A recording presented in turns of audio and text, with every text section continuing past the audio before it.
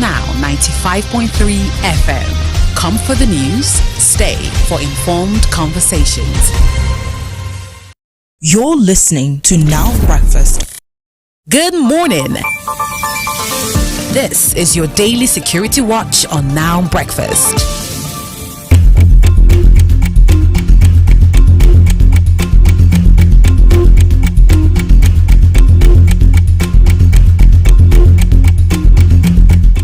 Hello and welcome to Security Watch. We begin in Kano State, where the coordinator of the National Coalition Against Terrorism, Terence Kwanum, has called on the Department of State Services, DSS, and other security agencies to forestall anarchy and violent killings in Kano State. Mr. Kwanum was speaking at a press conference in Abuja, addressing recent protests in parts of the state over the appeal court sacking of Governor Abba Kabir Yusuf. He stressed that Kano needs peace and stability for socio-economic and political development. And still on Security Watch, Vice President Kashim Shettima has expressed his support for the adoption of a non-kinetic approach to tackling insecurity in the southeast. He said this while receiving a delegation from the Peace in Southeast project, who were led by the Deputy Speaker of the House of Representatives, Right Honourable Benjamin Kalu. The Vice President stressed that a non-kinetic solution to the crisis in the southeast must be explored and deployed in order to avoid an endless war of attrition. He asserted that adopting this approach will save the region from the endless war. And that's Security Watch this morning, but stay with us, there are more conversations on the way. Good morning. This is your daily security watch on Now Breakfast. Stay tuned to your Beyond the News station daily for our up-to-the-minute compact news bulletins from 6 a.m. to 2 p.m., 4 p.m. and 6 p.m., bringing you a wide range of local and international news from our news desk. Stay informed, stay updated on Radio Now 95.3 FM. You're listening to Now Breakfast. From the north to the south, real people. So like I said to you, it's some serious elements of the outgone entity of my party whose tenure elapsed, who are pleading with me to endorse an illegal extension, and I refuse to be a part of any illegalities. Real stories every morning. Most of the IDPs, they stay in schools, and once they move in schools, when there is a disaster, the school in that area is automatically shut down. This is Today in the News on Now Breakfast. Today in the news on Now Breakfast, we begin with the National Bureau of Statistics, which has published the Nigeria Flood Impact Recovery and Mitigation Assessment Report for 2022 to 2023. The report reveals that 64% of those who were affected by the 2022 flooding in some way or the other were in the rural areas. Now, up to 49% of households had their main sources of food affected. The report goes on to measure the impact of the flood on health, mortality and morbidity, access to education and housing, as well as response and recovery. The 2022 floods killed over 600 persons, displaced 1.4 million persons, and injured 2,400 persons.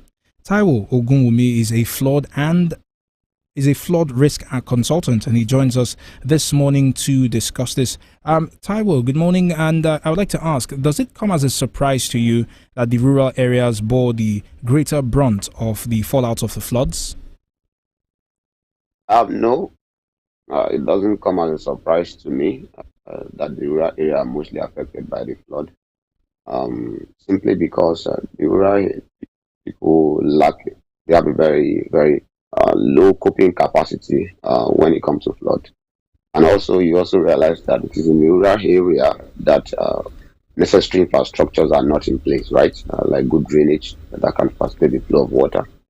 And then it's also very essential to remember that most of this rural area have low standard building, right? Of course, due to the fact that they are rural.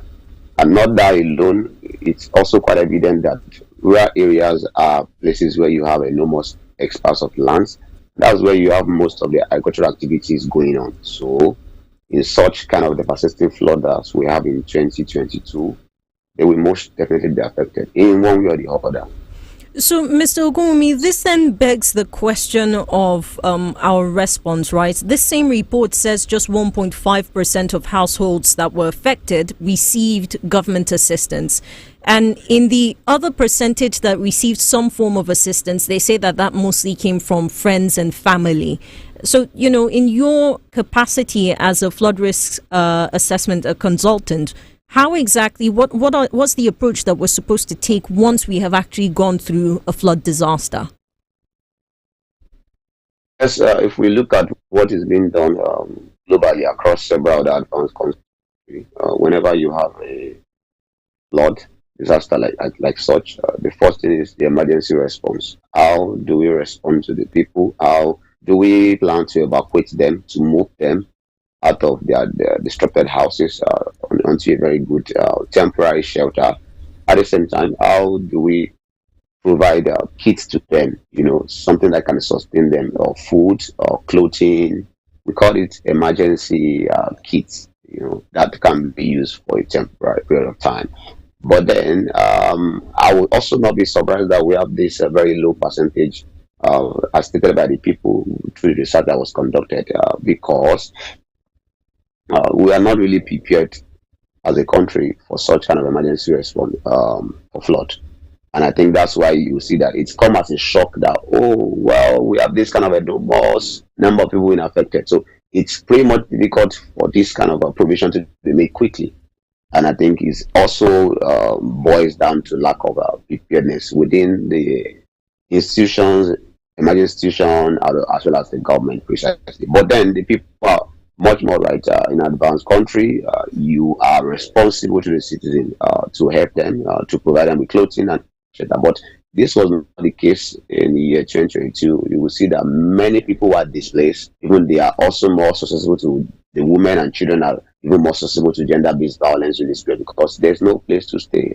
Most of them stayed in temporary building, have no shelter, right? They could not eat food. There's no access to health facilities, at nearby neighborhood, because some of these places have been destroyed by the flood. So it is quite a shortcoming for Nigeria this period of time. But right. What is done in that country is that you have evacuation places, centers, right, already prepared. You provide them with temporary shelter and food and drinks and other things like that. Right. Mr. Ogunwumi, you're right when you talk about responsibility and what is done elsewhere. Now, this report we're looking at is suggesting the development of a flood management scheme. At this time, we don't know if the government is developing one, but what do you think a flood management scheme would entail? Yeah, a flood management scheme will attain all the components of disaster management itself. So, how do we mitigate flood? That's one. Two is, how do we prepare for flood across all the ministry, across all communities, across all the states? So preparedness is key, mitigation is key, response is key, and then recovery. So preparedness, prevention / mitigation, response, and recovery. So if you want to develop a scheme, we must ensure that, one, how are the people prepared for flood, for future flood? For example, is the ministry prepares, the department in charge, are they well equipped enough? Do they have the capacity? Are they trained? Do we have evacuation, right? Do we have emergency kits for such kind of flood if it occurs? So that's where should be covered. Mitigation or prevention. How do we reduce flood? Okay, this particular research that you mentioned just now, I'd be able to examine the root causes of the flood at the first place. What causes the flood, right? What can we do? What engineering solution can we put in place, right? So this particular scheme must include that. Then how do we respond? So it's very important that this report has showcased our gap, right, in the previous years, and then they stand as a bedrock for us to now step forward and say, well, we didn't respond so well. How do we respond in the coming time, right? And then how do we build the capacity of the people? How do we ensure that the farmers are equipped enough to have activities that are more flood resilient, right? And then the second part is the recovery, right? The recovery. So when people experience this kind of flood, yes, what kind of program do we have in place to strengthen them to build back better? Like the UNDRI would say, so to build it back. So every scheme, if we were to say, well, we have any of the scheme that we're planning to do, it must consists of these four components. And it must not just be done by the government alone. It must include the stakeholders. It must include experts in the country. It must also include every ministry, department, and agency of the government, and as well as community leaders, basically. Mr. Ogunyemi, I mean, if we go further into some of the suggestions that were made, they also speak about infrastructure resilience. The report said about 22.9% of health facilities were totally damaged in last year's flooding, right? And this begs the question around our approach towards infrastructure that actually resists the impact of such disasters. It goes further. I want to link it to a different part that speaks about, and you mentioned it, the post-disaster recovery and rehabilitation. It seems this is the right time to sort of take advantage of this particular suggestion around resilient infrastructure. How would we go about, what are the necessary agencies we would need to pull together to discuss what it would look like? Yes, when you look at this, you remember that in Nigeria we have the Ministry of Land Use Planning, we have the Ministry for Works, we have, as well as you mentioned, the health facilities. Now we have the Ministry of Health, and as well when it comes to this, we have so many engineering solutions that can make a particular country, state, or a community be resilient to the impact of flood. And that's why you mentioned infrastructure. For example, now we have low standard building, right? That may not be able to withstand the impact of flood. And I think this comes to the fact that some buildings are not standard enough and they are approved by the ministry in charge. At the same time, there are a couple of drainage, projects that have been approved for some times that have not been implemented, right? Probably due to poor fund management and a couple of things like that. And if I thought that we really want to be resilient in the next years to come, which is the fact that when flood happens, the system will be able to absorb, right, the effect of flood, and it will be able to bounce forward quickly. And that's that's the true definition of resilience. So perhaps if we want to do that, it has to be to the fact that we must, of course, put more focus on our engineering response, right? Our drainage, our constructions. Also ensure that every building, every houses are well standard enough, built at the particular standard that are being set. And as well, health facilities have to be strengthened. We have so many small primary health cares that are also low standard, and that's why you realize that when you have flood, even the hospital is also affected. So where do you take the people to in the event of flood? And not that alone, also, how many hospitals do we even have around? So in this case, you are talking about, okay, they might probably tell you that, one health facility is affected. Whereas normally there should be a great number of health facilities across, even in several other neighborhoods, that people can be able to access in this kind of emergency period. So facilities should be very good standard enough at some point. And then these are predictions, right, that we probably know already that flood can occur in this kind of places. So it's also very important that where we situate some of these facilities, that is where they are being located, it's very important that we first of all understand, well, are they at the flood susceptibility zones or locations? So this will equally help us in the future. Well, Mr. Ogunwumi, the flood continues to affect people, and the numbers are a little scary. And I'm asking this because if we're looking at increased numbers of people who are failing to eat properly or eat healthy meals, it means that our numbers for kwashiorkor and other food and nutrition-based diseases will continue to rise.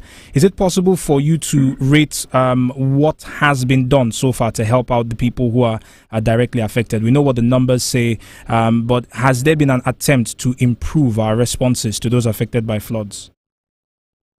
I wouldn't know precisely. I think because we can only be able to understand that if we have let me say, for example, if we have a report that truly assess that, you can read in newspaper or somewhere somebody can say that, well, we created a relief programs for those that were affected, right? Somebody can tell you that, well, the agency distributed foods and other items to people that was affected by the flood. But then, to what extent does this reach the people that are indeed affected by the flood? So I will not necessarily know this, because they are very, very sensitive information that we must be sure about. but I believe that is definitely what we're supposed to do, right? Particularly this particular research that we are talking about right now, released by the Nigerian Bureau of Statistics. Is for implementation, right? It's for action to be taken. It's for to find out, these people, right? Who are the people being affected, by flood, by low access to food and availability, or who are the market women that are being affected? How do we reach them? How do we give them some capital, right, so that they can recover as soon as possible? But I'm not aware of any activities or probably any program that was in place to really strengthen these people or bring them back to normal. All right, Mr. Ogunwumi, thank you very much for speaking with us on this conversation this morning. Our guest is Mr. Taiwo Ogunwumi, a flood risk consultant, and he joined us this morning to speak on the National Bureau of Statistics report that focused on the impact, the recovery, and the mitigation of flooding that happened between the years 2022 and 2023. It's still Now Breakfast, and the conversations continue. We are intentional about the stories we tell and the language we use in telling them. Intentional about the people we speak to and why we speak to them. Because here at Radio Now 95.3 FM, we aren't just telling any story. We are telling your story. And your story is all that matters.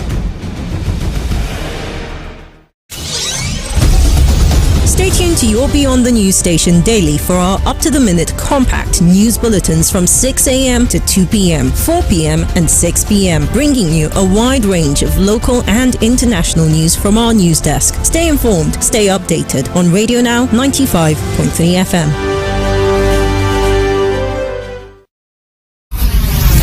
Every second and every minute, something new happens. The news breaks. People at a spot and angry mob decided to bomb. Everyone wants to share it, but not everyone wants to dig deep. Now that's where we come in. We bring you the news and go beyond with in-depth conversations and analysis with stakeholders. I honestly think that the federal government on its own part has broken. If voters or more people want to be part of that decision-making process, they need to be part. GDP is not a good measure of development anyways. We are not there. We need to counter the narrative of the fact that our vote does not count. If your vote does not count. We bring you the story within the story. And that's what makes us tick. We are Radio Now 95.3 FM Lagos, and we go beyond the news.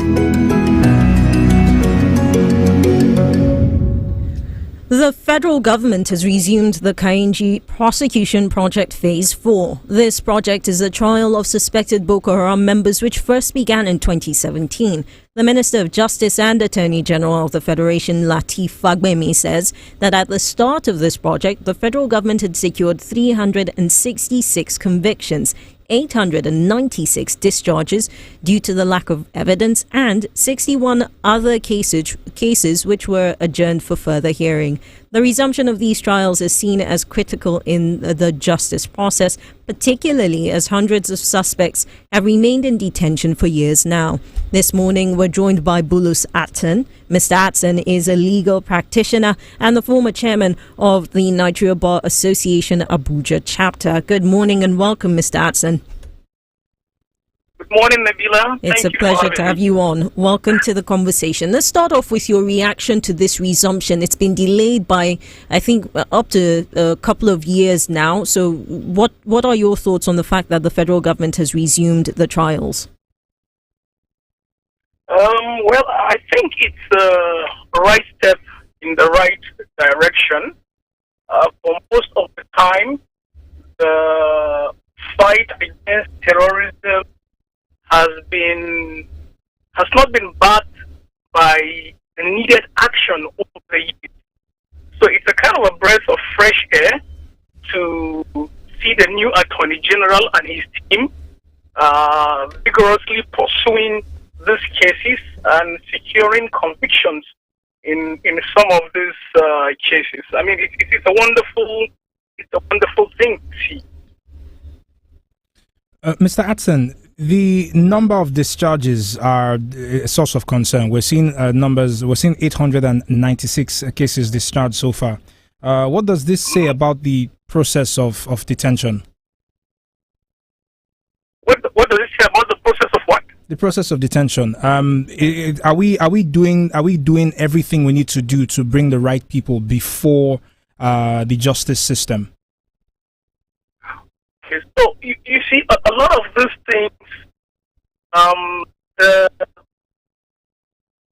the trial of every case is dependent on the quality of prosecution. Mr. Hudson, if you can hear us, we would need you to readjust. We're getting an interference with the line. Oh, really? How about now? This seems steadier. Please go ahead. Okay, I'm saying the quality of prosecution of every case is largely dependent on the quality of evidence garnered by the investigating authority.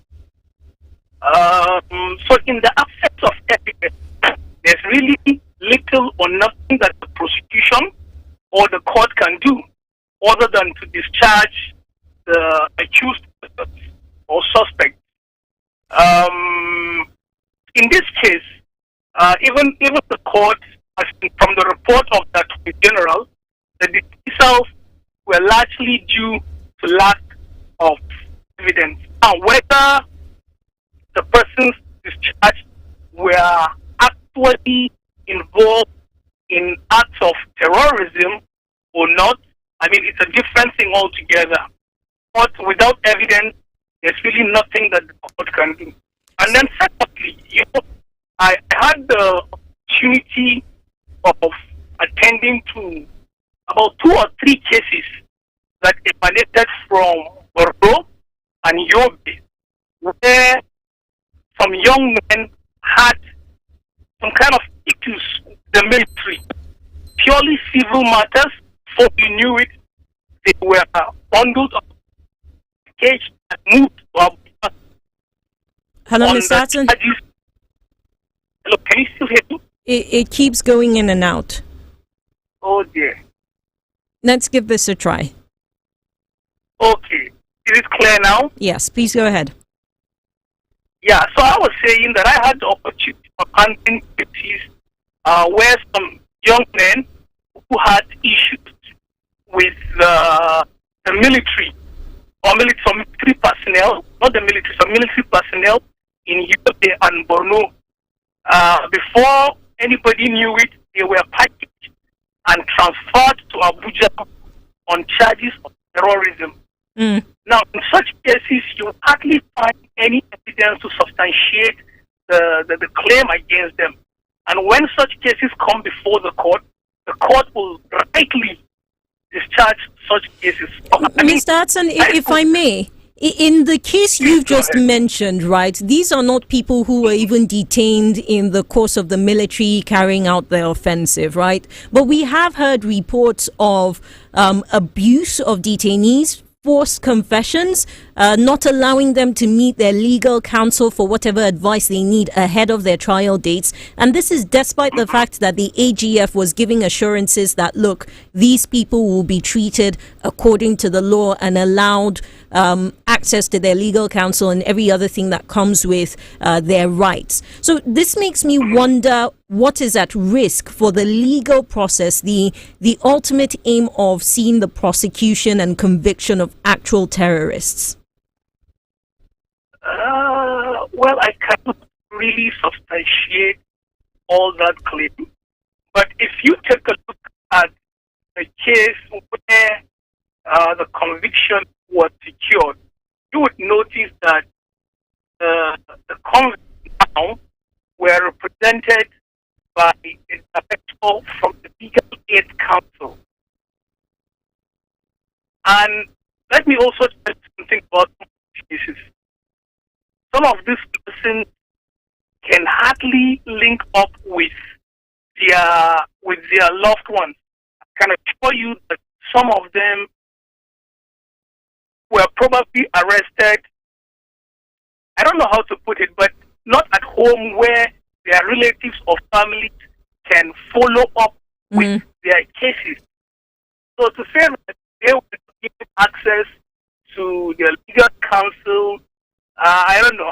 It's not a fact I can really rely on. And I do understand that. These are simply reports that have been documented in the media space. And that's why I raised what it possibly means if they're found to be true in the process of trial. What does it mean for us legally? So if you detain someone who is more or less an actual terrorist, but the process that was carried out in that person's detention. So if there were confirmed cases of torture, if there were confirmed cases of not allowing them access to legal counsel, what does this mean? Oh, of course. The law makes provision for such situations. So in the course of trial, we have what we call trial within trial. And that proceeding is activated where a suspect or a defendant or an accused person is forced to make a confession against his will due to duress or any form of torture. In the course of trial within trial, the court will consider all the facts that will be brought before it. For example, if there are marks of torture on the body of the detainee or the defendant person now. Court will consider all these things before arriving at a decision as to whether or not to accept that confessional statement or not. And where the court doesn't accept or admit the confessional statement, there is no any other evidence to substantiate that against the accused person. At the end of the day, the court will be left with no other choice than to charge such an accused person. So yes, it has an impact in prosecution of cases. Mr. Atson, thank you so much for joining us on this conversation and sharing your expertise.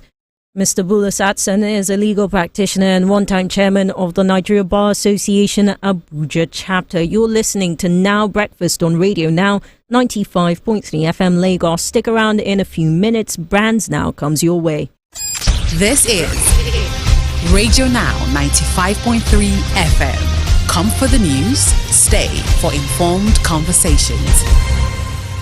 The Financial Services Regulation Coordinating Committee, FSRCC, in collaboration with the National Broadcasting Commission, NBC, wishes to draw the attention of the public to the activities of illegal financial operators, IFOs, which threaten public trust and the stability of the Nigerian financial system. The general public is hereby advised to refrain from dealing with unlicensed financial operators who deceive individuals with unrealistically high investment returns. Verify the licensing status of such schemes on this website: www.cbn.gov.ng, www.nicom.gov.ng, www.pencom.gov.ng, www.sec.gov.ng. To report any suspicions of illicit financial activities, call 0700 225 5226, 0800 225 5226, or +234 817 665 6273. Announcer, FSRCC. For top-notch analysis, friendly banter, from basketball to use of Curry, way downtown, bang! Bang! Oh, what a shot from Curry! To football. Gomez, Jordi Alba, Lionel Messi! Oh my goodness! Lionel Messi! To tennis. Simona Halep is the Wimbledon champion. To Formula One. Destiny of the championship as Sebastian Vettel wins the British Grand Prix and leads home Lewis. Join Nira Adesanya and the rest of the crew on Now Sport every weekday at 6:10 p.m. Let's go.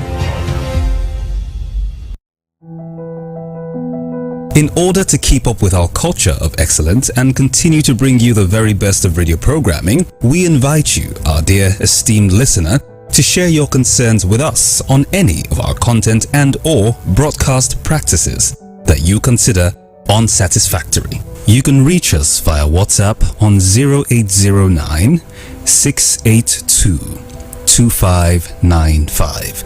That is 0809 682 2595.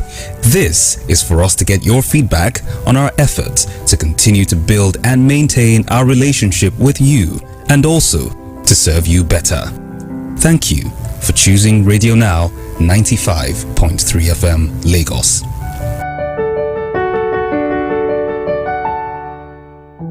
We are Radio Now 95.3 FM Lagos.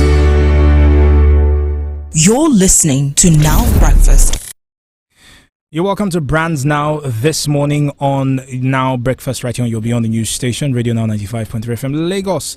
This morning we're talking digital payments because they lie at the heart of today's conversation on Brands Now.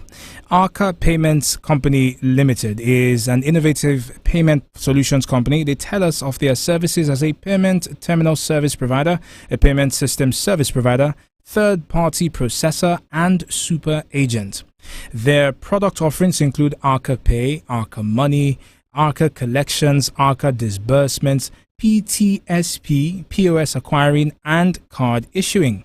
This morning, we're joined by the Chief Financial Officer at Arca Payments Company Limited, Mr. Akindele Akinpelu. Mr. Akinpelu, welcome to Brands Now. Good morning. Good morning. And thank you for being on the show. Yes, sir. Now, can you tell us, Mr. Akinpelu, about Arca Payments Limited? Arca Payments is a company that was founded in 2016. We're a fintech company. We operate within the payments ecosystem. And primarily what we do as a company is really all about facilitating payments.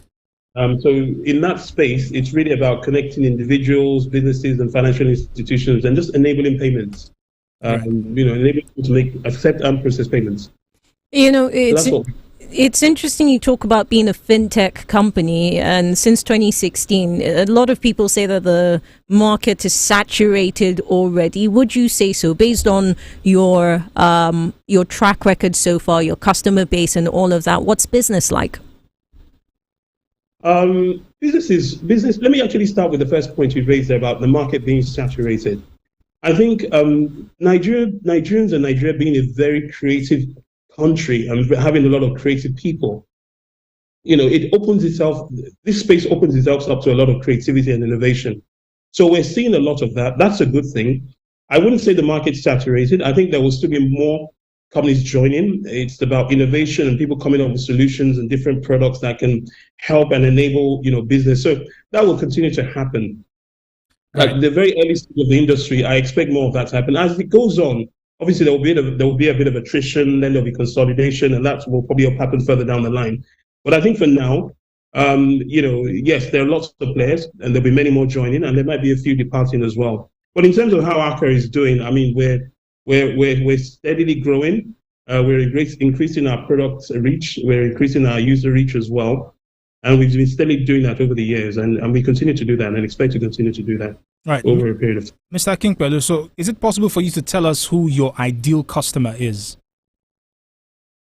Our ideal customer is anybody who wants to make a payment or facilitate a payment. So we have, if I take our agency banking product, for instance, we have people on the street, people who are outside of the financial inclusion system that are making transactions on a daily basis. So we touch lives at that level, where you can actually use our POSs as ATM machines. We have an agency bank product that serves that community, all the way down to banks, because we also process for banks. So it ranges from the man on the street to all the to all the financial institutions who actually move money from people to people or business to business. So our customer spectrum covers right across the whole payment spectrum. A quick perusal of your website shows some of your solutions: business to business, business to government, business to consumer. Where do you typically see the most of your traffic? Most of our traffic is, we're a B2B company, but we're also playing in the B2C space as well. So, for instance, we have a payment gateway. And with a payment gateway, once you have an enterprise, you have a business that you want to plug in a payment gateway to, we have tools and solutions that can do that.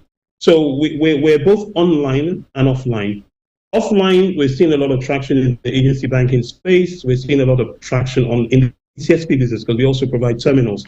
And there are lots of merchants, in the marketplace today, and that's a growing business. So right across the board, online, offline. Online, I'll probably say on the payment gateway side, we're seeing a lot of transactions coming through, and we're growing that aspect of the business. Offline, we then have a lot we're doing in the space of disbursements and collections, and also agency banking as well, like I previously mentioned. So we're trying not to focus on one area, but really spread ourselves right across the whole ecosystem, so that at some point we are touching, people at different levels and different points, and that's the way we structured ourselves. Right, you're right. And it's also important that we remember, as we have admitted, the market is saturated. How does ARCA stand out in this market? I guess for us, it's really about in this space. You live and die by two things. You live and die by your technology and the stability of your platforms, and those are the two things that we've really honed in on and really we've made our mainstay as a business. So for us as a business, it's about building solutions that are stable, that are reliable, that people have trust in. Once you have a solution that isn't trustworthy and you lose a bit of trust, that can cost you a lot in this kind of business, in this space. So we've really devoted a lot of time to make sure that we build. And most of our solutions have been built in-house. So we've taken our time to build a lot of these solutions, to robustly test them before we push products out to the marketplace. So survival is really about innovation. ARCA is quite agile. We're quite dynamic. If I'm to look at what are our USP and our key features, and what's really giving us our edge, I'll probably say around, resources and technology. Resources from the standpoint that we try to get the best. We give room for people to express themselves in their creative capability, and at the same time, it's also about managing the company very well. So it's a combination, like I said, of just having the right technology, stable platforms, and the right people to really complement what we're building as a technology solution and products. So, you spoke about your offline products, especially, you talk about POS, agency banking and whatnot. And I see that in October this year, you launched in Plateau State. Is that the only place where you're operational? Perhaps you want to expand on that for us a little more. Okay, all right, thanks so much. I mean, we had a market storm in Plateau State in Jos in a couple of weeks ago, and we also went to Abuja as well. So we're taking our roadshow across the 6 geopolitical regions. We're going to be in the east before the end of the year, and then we're heading north very early in January. So we're actually trying to. The products are out there. We're based in Lagos here, but we do have a footprint across the nation. But what we're trying to do now is really amplify. Since most of our products are now ready to be pushed out, we're now taking that to the market and doing market amplifications around that. So we're doing market storms right across, the 6 geopolitical regions. But we're already there, but we're trying to create more awareness now. We've delayed that process of making so much noise until we felt our products had reached the level of stability that we really wanted to achieve, because we have high standards in terms of ensuring that our products are really reliable and stable before we start to push them out. So we've run pilots. Those pilot programs have been quite successful, and now we're just really starting to do the amplification.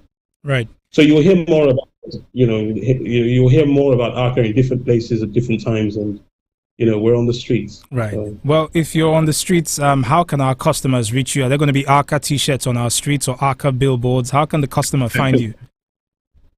Well, where are we? I mean, if you walk into a shop today, you might possibly see an ARCA terminal. If you're walking down the road, you might see an ARCA agency banking representative. If you're making payments and you're doing collections, you might find that the next time you're going to pay in a government office, you'll see an ARCA pay points. If you're online, you might see our payment gateway also popping up here and there when you're making payments online. But in terms of where you can physically reach us, if you want to, we have a few social media handles. On Instagram and Facebook, we can be found at ARCA Payments. We have a vibrant community online. And in terms of just reaching us, if you'd like to reach out to us for inquiries, the website's there. The website is arca.network. And if you want to send us an email, we can also be reached on info@arca.network. Well, Mr. Akinpelu, a big thank you for joining us this morning on Brands Now. We appreciate your time and your business. And And our guest, Mr. Akindele Akinpelu, is Chief Financial Officer at Arca Payments Company Limited, joining us on Brands Now this morning to discuss their business. If you are the next Brands Now guest and you want to join us, send a message to email marketing@thisisradionow.com. That is marketing@thisisradionow.com. You can just put the tagline Brands Now. It's every Wednesday 7:35 a.m. only here on Radio Now 95.3 FM Lagos. This is Now Breakfast. Stick around. The news review comes up next. Every second and every minute, something new happens. The news breaks. 3 people at a spot, and angry mob decided to bomb. Everyone wants to share it, but not everyone wants to dig deep. Now that's where we come in. We bring you the news and go beyond with in-depth conversations and analysis with stakeholders. I honestly think that the federal government on its own part has broken. If voters or more people want to be part of that decision-making process, they need to be part. GDP is not a good measure of development anyways. We are not there. We need to counter the narrative of the fact that their vote does not count. If their vote does not count. We bring you the story within the story. And that's what makes us tick. We are Radio Now 95.3 FM Lagos, and we go beyond the news.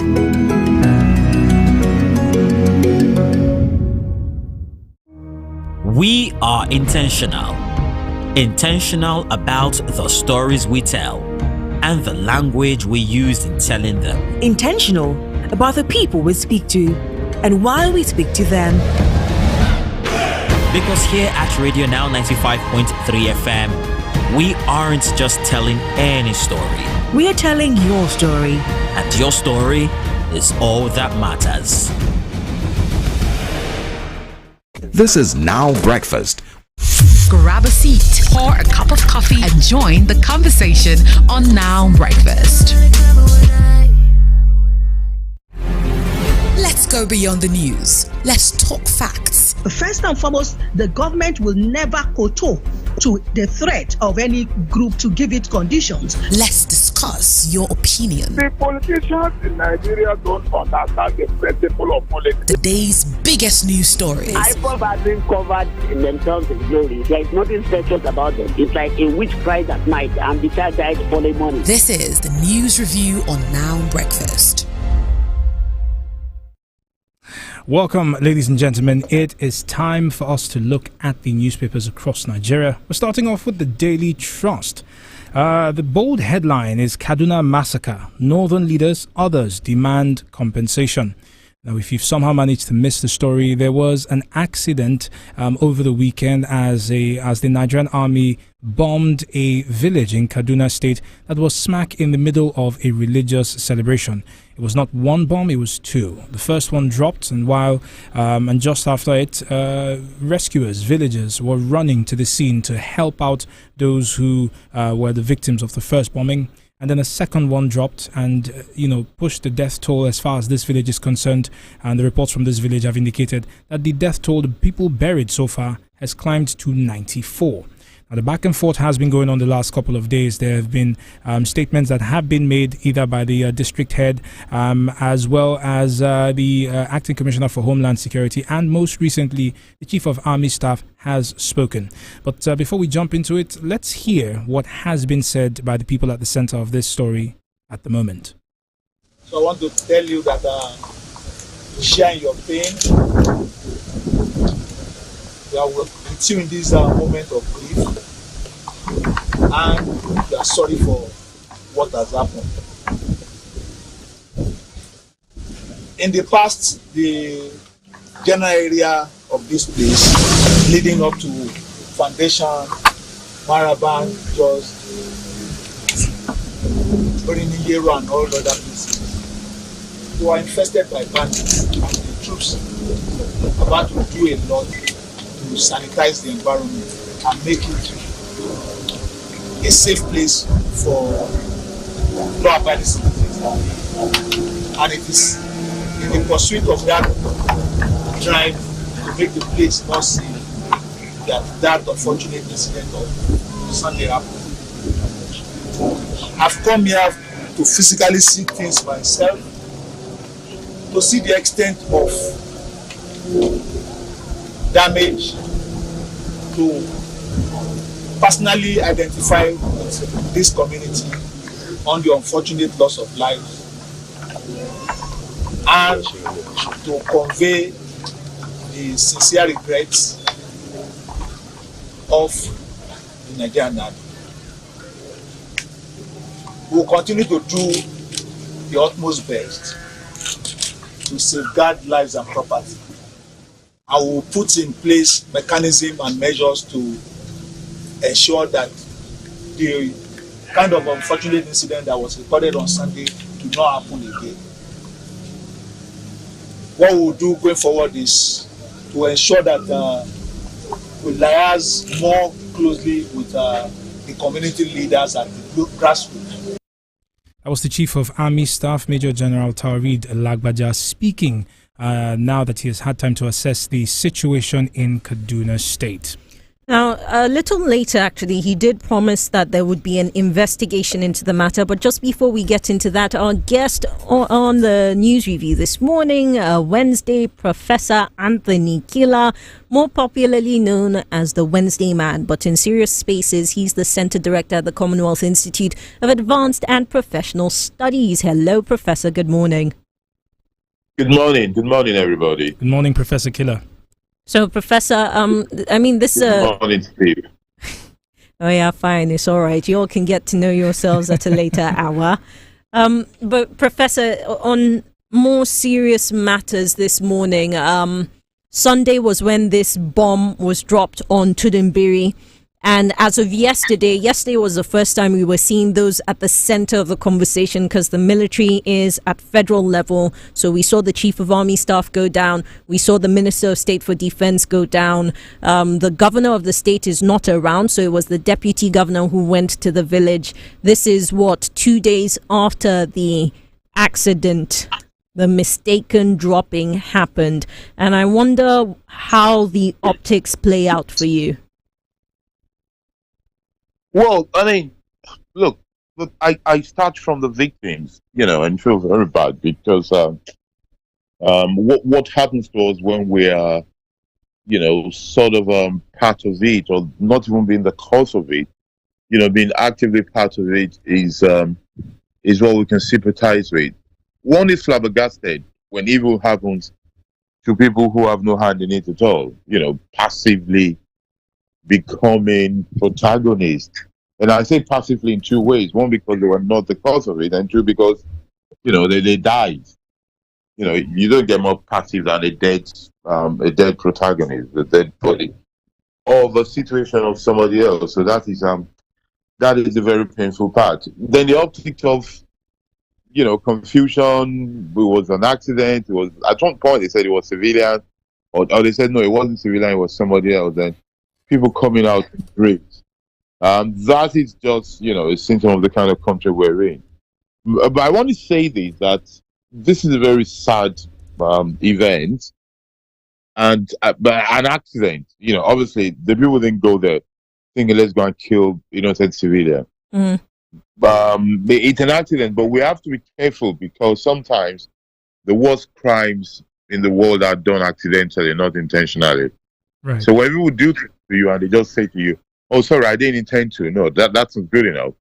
Non-intentional things could be worse than intentional things. Right. Professor, a rider underneath this particular story says we were pursuing terrorists. That's what the military is saying. And there's a side-by-side with it. Your statement is insensitive, says Shehu Sani.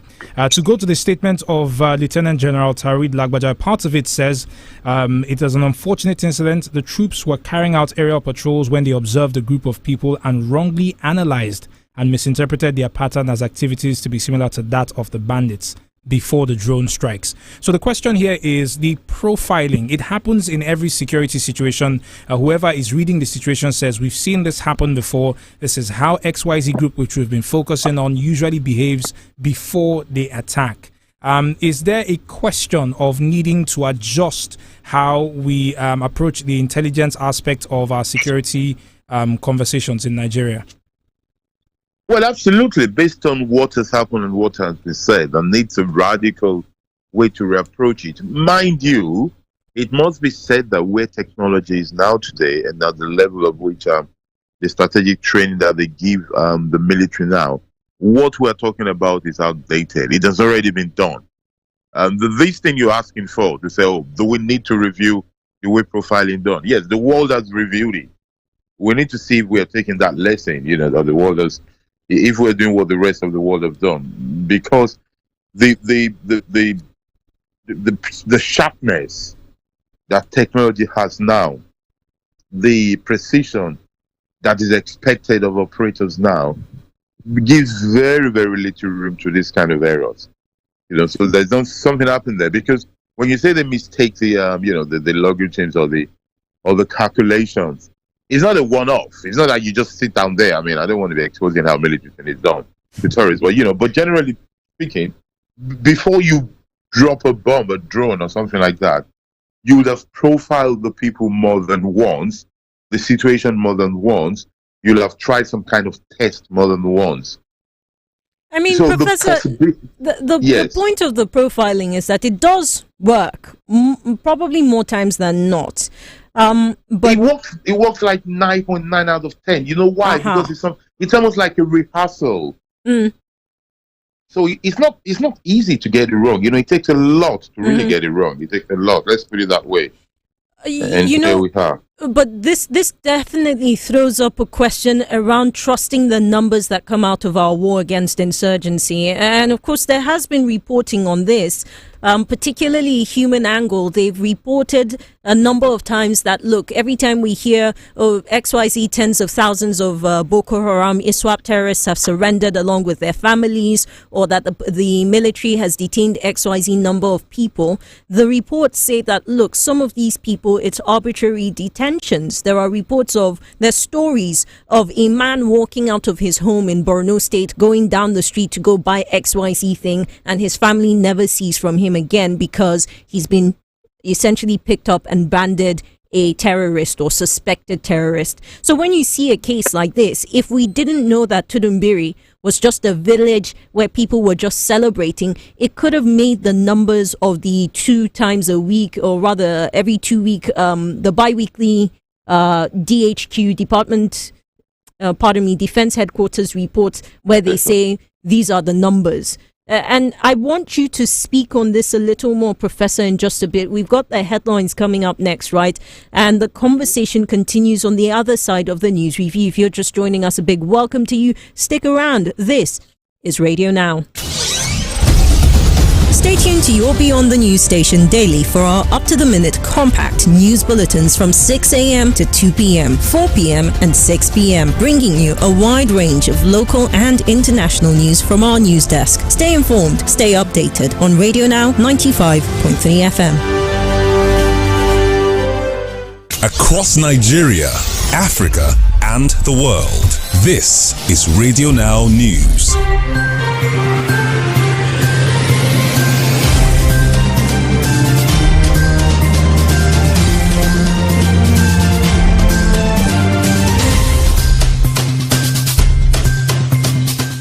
In the headlines this morning, first in local news, President Bola Tinubu arrives in Abuja from COP28 summit. Court sacks Ekiti PDP caretaker committee.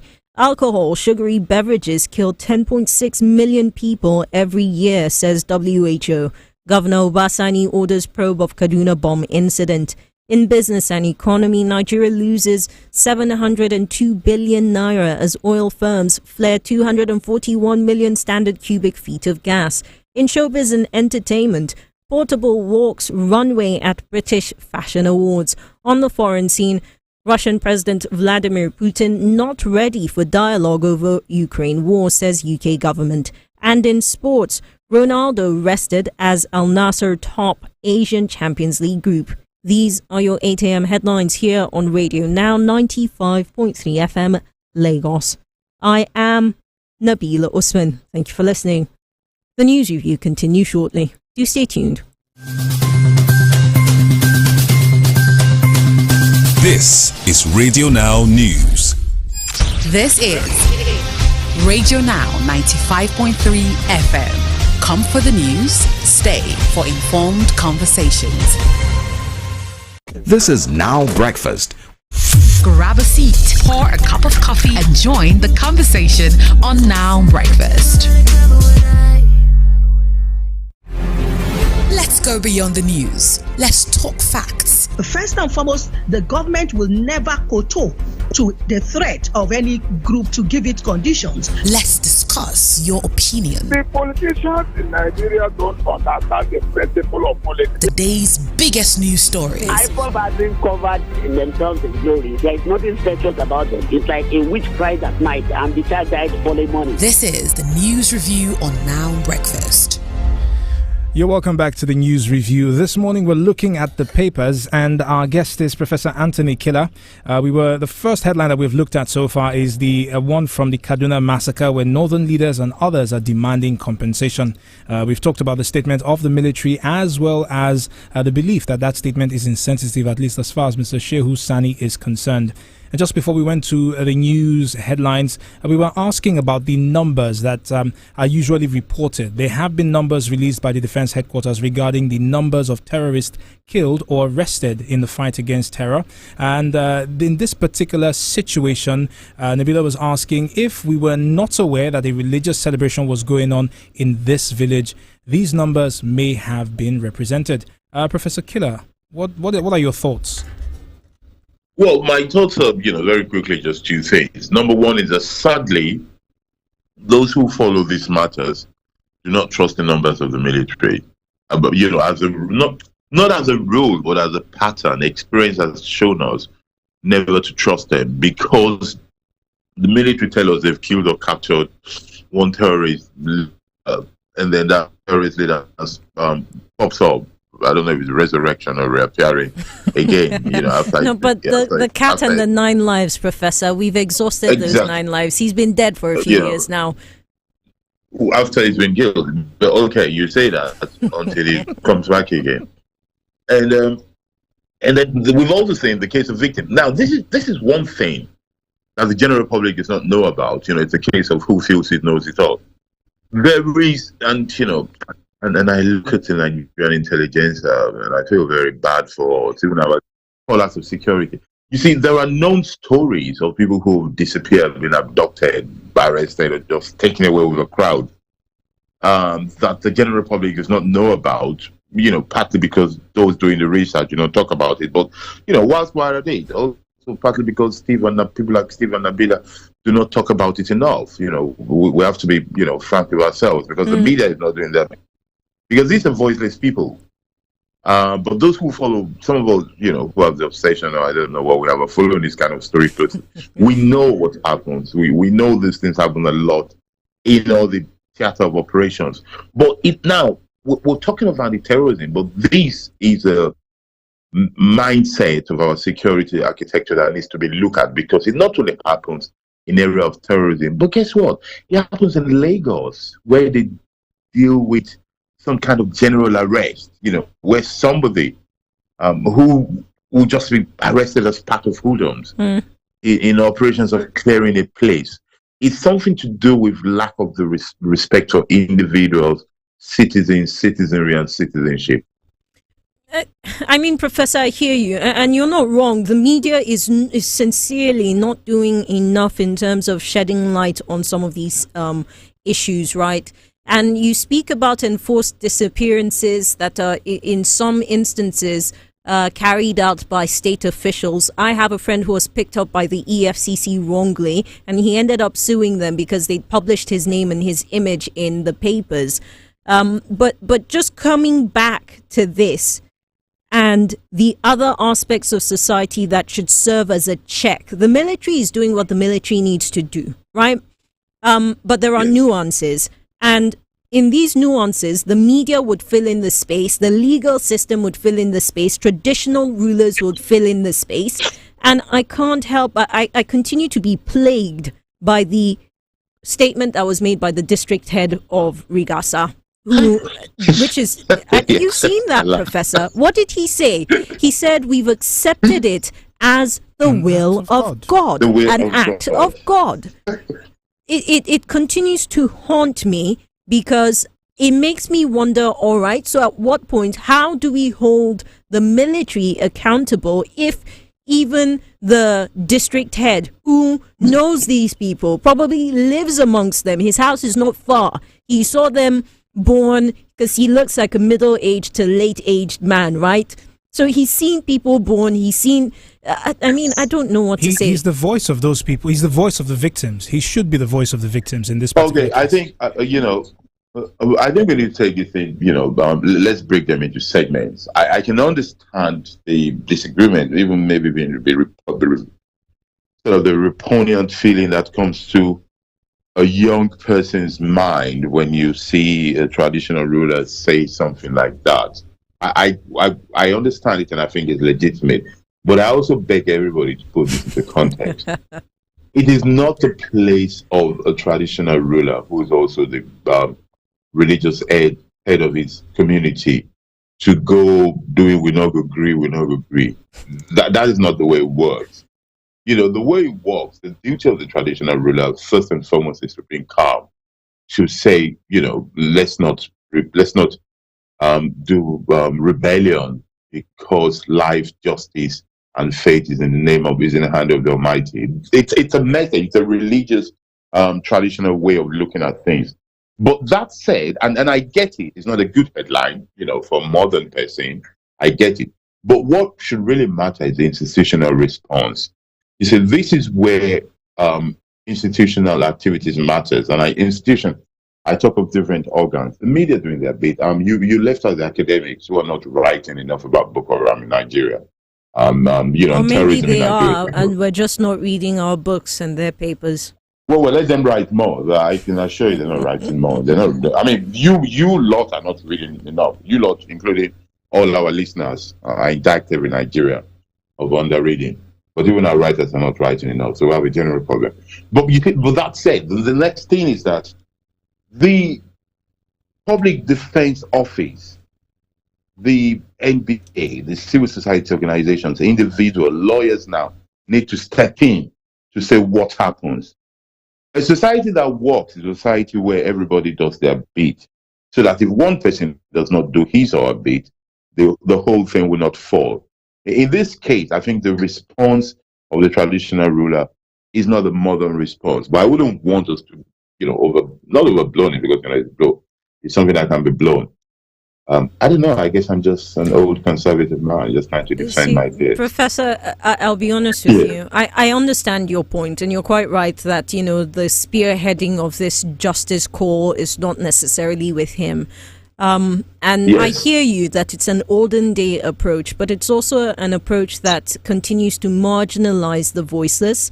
And this is a man who, in many ways, there is a voice. There are other ways he could have restored the calm. It's kind of like the military, and some people gave this reason, said, they probably didn't know the full details. That's why they were silent for the hours that they were silent. But there's a way communication happens. It is coming out and saying, we've heard of this. We're still looking into investigations. We want more information before we speak directly, but this is what we have done. We've dispatched XYZ. We've reached out to a government official.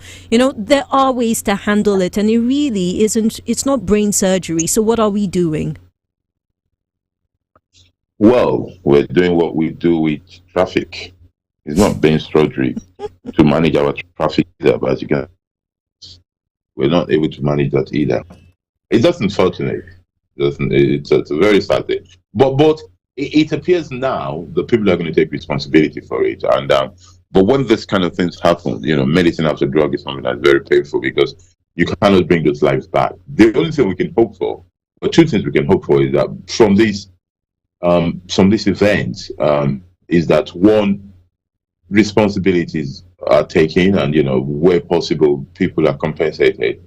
Then two, we use it to review how we operate as right. And security forces, and how these things are reported. All right, Professor Killer, we hear you. We would like you to join the conversation this morning, Lagos, Nigeria. Our phone numbers are 0913 5000 953. That's 0913 5000 953. You can also call on 0901 111 1953. That's 0901 111 1953. If you want to, you can also send us a message on WhatsApp 0809 682 2595 0809 682 2595. It's the newspaper review here on your Beyond the News station, Radio Now 95.3 FM Lagos. And we've got a message on WhatsApp. Biggest good morning. He says, attacks should not be repeated. Battles should not be multiple. Use strength according to capacity. Get rid of the worthless and the country can be peaceful. Get rid of the incompetent and the country can be profited. This is a quote from Sun Tzu. Biggest taking us on a more philosophical journey there. We've got Ibeto on the line. Good morning, Ibeto. Welcome back. Oh, thank you for the second time around this morning. Please go ahead. My greetings to the Wednesday man. Professor, you might want to consider renaming yourself. This Wednesday man thing is catching on. we love the name, like that name. Go ahead, Ibeto. Okay, yes, concerning our let me use the word fallen heroes. You know, I show my empathy to those innocent civilians who lost their lives. This is a security matter. Because from what I learned now, it has to do with security. One thing about security is that the more you look at it, the more it takes it down. So, on a nutshell, we are honest, all of us jointly show our sympathy for those who lost their lives, and may God grant the families they left behind the grace to bear the loss. Then, I think on one side again, our military. I think whenever something like this happens, I think it's a way of. I think there should be a way of trying to show, their empathy for those for that kind of thing. How do I mean? Maybe the military flag in the barracks will be flown half-mast, as a symbol, as a way of showing, their respect for those innocent. Well, Ibeto, I hear you on this matter of the flags. I don't know the circumstances around which the military decides to do that. But in their defense, we have seen, again, the Chief of Army Staff was at Tudunbiri. He also went to Barrow Dikko Hospital in the heart of the city, the capital, to visit victims. So it's not as if they are not posturing as being repentant. They are doing so. Exactly, yes. But in order for a more national witness, we hear that on the, but for more national witness, you understand? And I think it go a long way. I understand what they are doing very well, quite appreciated. I like that. But, I'm trying to suggest things like that can help heal the wounds. You understand? So that we are all in the same, we are collectively, working on the same national protection and national, defense. You understand? So I think something like that, if maybe, or maybe once in a while, give them a salute of the national anthem on radio stations. These are, I think, the areas people we can feel with them that yes, it has happened, but we have no choice. We have to take it. But that's the way. If they could, if their life, their blood would be paid for, we having the security. Helping the military to achieve what we are looking at with the areas of security. I think may God. So that's what I think I have to ask. Thank you, Beto. Thank you. We appreciate it. Well, from this is a headline that I get the feeling will dominate, the newspapers over the next couple of days. But would like to hear your thoughts. Do give us a call this morning, 0913 5000 953, 0901 111 1953. Good morning, Dr. Paul. Good morning, Nadela. Hi, Dr. Paul. Welcome. Morning, Dr. Paul. Please, I thank you. Yes. And Professor Taylor, this matter is one too many. when it happened to the IDP camp in Borno State. The same thing, excuses they are given. This kind of thing in a democratic country where there's no holistic shake-up in the military now. They are still telling those people are with terrorists embedded. Steve, the question I should ask you, do they have a mark or discussion that these people, with these civilians, are terrorists? What, like 666 on the forehead? I don't want to know, or 77. This illogical and flimsy and unnecessary. This will anger me so much. Because the military in Nigeria, to me, they are God, they are Lord, with small letter G. Military. We are setting up a inquiry. Who is probing them? What will be the outcome? They probe themselves. So it's quite unfortunate. In a country, 100 and something lives for children we left. Buried in a mass grave. And we will still talking, move on, nothing happened. It's quite unfortunate, Nabila, the way life is so cheap in this country. I don't get it. Tomorrow now, they are sorry, though they are sorry to not happen again. It may happen again. After they tell you, the Air Force, they know they play have a problem. It was better than that. Why is it that we don't punish wrongdoing, no matter who is God? The man in charge of the military intelligence there, what intelligence he give them? And they allow him, he's occupied office. I don't get it. The way things is being done in this country, anything you get away with it, nobody will protect you. And you see some people now justifying this killing, telling you the military are working assiduously for us to sleep and do eyes open. This kind of thing has been happening, so it's not a new thing. You will commend the military for doing well. You wonder this kind of people. Are they from the Jupiter? When something bad happens, they will not condemn it. Look at how all of us are talking about the way people are not talking. If the way they're talking about issues of corruption, governors, doing whatever they like, people come out like this and condemn what is condemnable. Put it about for people to protest that something was happened. That all this apology from military, to me, I didn't accept this. Somebody must be punished. All right, Dr. Paul. For this, so that it's not as a deterrent to not occur again. Thank you very much, Dr. Paul. We're still taking your calls. Our numbers are still the same: 0913 5000 953, 0901 111 1953. Uche joins us this morning. Uche, good morning. Hi, good morning. Hi, Uche. Morning. Morning. Welcome. Thank you. Thank you. Thank you, Uche. Thank you on our behalf. Thank you. And your guest as well, Professor Kila.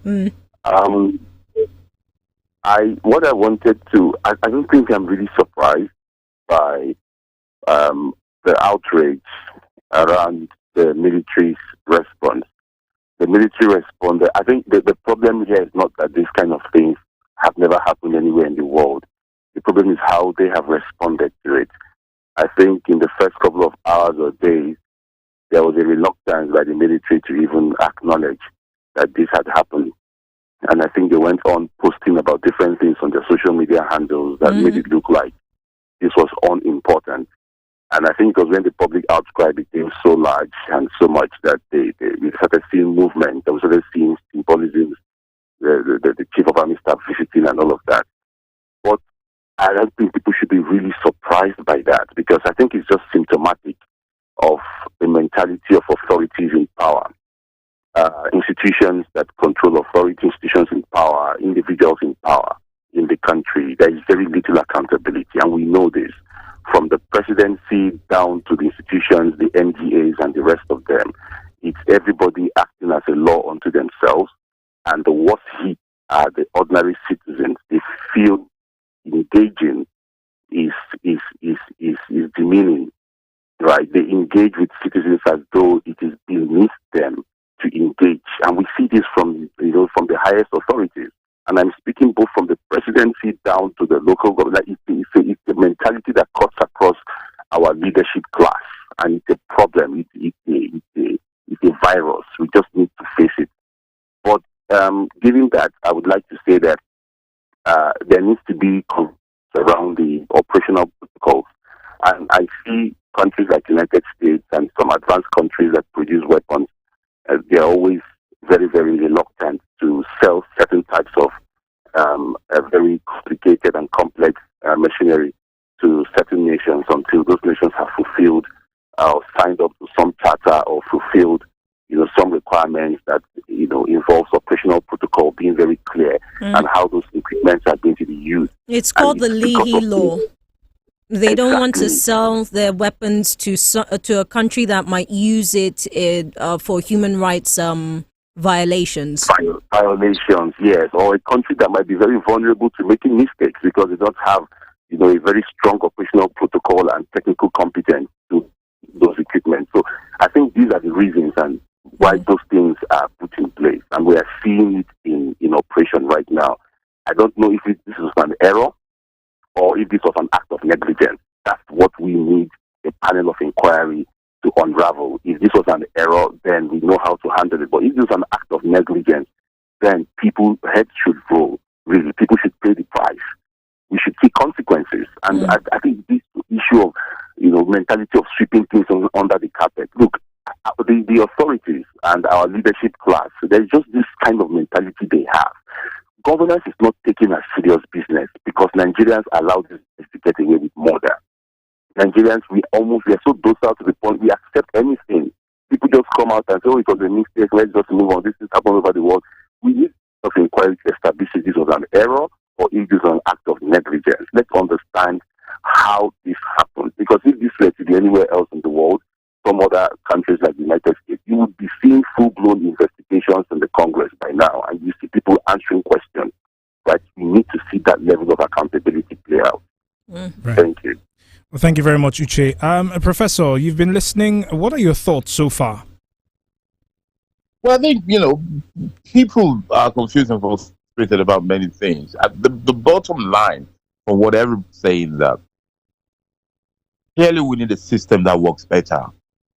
And a system that works better is made up of many organs and methods that will make the system work. And everybody needs to do their bit. You see, this talk of how do we address crises is not something we should discover the day crisis happens. There are seminars and meetings and training and protocols for how to manage crises. We just have to deploy them. And the people in charge of managing should be at the forefront of doing it immediately, not waiting for a peculiar personality or position to express itself. The other thing that is common is how do people do their job? In this case, we're talking the military. But it can apply to everybody, to our hospitals, to our classrooms, and indeed everywhere. I think that is what is the overall thing that is coming up. And I beg everybody, they're literally to do two things. One, do your own job properly, and everywhere you go, ask for others to do theirs properly as well. Right. Professor Killer, before we move from this story, Amnesty International in this particular headline has also said that the attack was a product of recklessness. You've heard our callers talk about it. So I wonder, really, given the fact that when this first came up, we mentioned that this is the 10th such incident in the last 2 years. And running back as far as 2014, it is not the first time that the military finds themselves in a situation where, they have their foot stuck in their mouth. We accidentally hit civilians. We accidentally hit our own people. It seems as though it has become a pattern. Do you think that our callers are right in saying that heads need to roll so that we can start being responsible for every bit of action that we take? Well, I agree with that. I agree with the callers because, if there's no heads need to roll. That personalizes it. Let's say there should be consequences because accountability, transparency, and consequence, they all come together. Wherever you miss one of those three things, there's going to go. And, the system is not going to grow, and people are going to repeat the errors of yesterday tomorrow. So definitely accountability, consequence, and transparency in all we do. Certainly, CAT. Yes. Right. So, Professor, we will move from this story in a moment, but we still have calls coming through, and we'll just let that come in before we turn to Bainway, where there's a bit of drama going on there. The phone lines once again, 0913 5000 953. Again, 0913 5000 953 and 0901 11 953. Hi, John. Good morning. Good morning, Nabila. Good Welcome. morning, good morning, Professor. Morning, John. You know, one of the things that really gets me angry about this entire situation is the point that was even made to Israel during their attack of Hamas, that you are bombing Gaza, you are destroying Gaza. The little children who are watching this are growing up with a mindset that it takes very little for Hamas to convince them that Israel is the enemy. How do you convince young people growing up in that community not to join the bandits, not to join the insurgents? Because the human angle of this is so fearful that what the military continues to do is, as far as I'm concerned, just kid gloves with the situation. How can you not have a command structure that can tell you that if there are civilians within the population, that the best thing to do is to set aside that attack and look for John, opportunity situation. Let's not rosy up what militaries do, and it's not just Nigerian militaries. It's not every time they decide to shut down an attack because there are civilians. It's typically risk assessment that they do, and something comes up in the way. That's why we keep saying casualties of war or casualties of XYZ. Nabila, for this risk assessment to have been done, and people still went ahead to bomb the civilian, an area populated highly with civilians at a ceremony. That's why they came out and said it was an error. Then forgive me. These kind of errors are career-ending errors. These kind of errors are career-ending errors, and I dare say conviction-related errors. How about I ask you this, John? You asked an important question in the beginning. So how do you convince the people in these communities? How do you stop them from being potentially radicalized? Do you have an answer? The only way you can stop them from being potentially radicalized is not to carry out the things that radicalize them. Killing of their families, destroying of their communities in the guise of looking for terrorists. What do the terrorists have to convince them? Very little. To say that the terrorists are now their friends. I dare say that the terrorists are now going to commiserate with the community. We don't know that for sure. And I know, I'm just guessing here. Because as far as I'm concerned, the intelligence on ground should have been enough to deter that attack. You're not wrong, but even on our end, John, on ground, we can counter that. And part of that is in what's being done at the moment. The state government is taking on the hospital bills for everyone, the transportation from Tudunbiri into the capital to the hospital. Hopefully we will see other things. It's part of why we have the leaders calling for proper compensation. So it's not just, I understand what you are raising. I understand the risks, but I'm saying that there is a way that even we can counter the terrorists or the bandits, whatever the case. With all of these gestures, there's still the issue of how does this deter the authorities from having this situation in the future. If there are no consequences along the rank and file, if people are not resigning, if people are not decommissioned, then there is no consequence. What happens next time when it happens in another part in Kaura Namoda? What will happen? You go visit them, tell them I'm sorry, and you continue? No, there should be congressional committees that strip people of their responsibilities for this kind of error, so that in the future, people with the same responsibility will realize that there are consequences to making errors of this monumental level, and be able to say, no, I will take caution first. Like I said yesterday, during the battle for Fallujah, the Marine Corps General Mattis told the people, when you go there, engage with honor. in as much as you're engaging. I mean, there were situations where the U.S. Marines did not attack mosques because insurgents were inside the mosques. They kept themselves outside the mosque and waited for the insurgents to come out at them. So there should be caution in the process of engaging with these people when you know that it's a heavily populated situation of civilians being in the area, and especially when it was a ceremony taking place. It's not as if the insurgents were on the run and they were chasing them. There was a public ceremony taking place, and you decided to bomb the place. I'm sorry. Somebody should be resigning right now. I hear you, John. Thank you for your contribution. It's worth saying that the Chief of Army Staff did say that, look, this is an area that they've seen regular bandit and terrorist activity, and perhaps this is a good place to play for you a different part of the audio.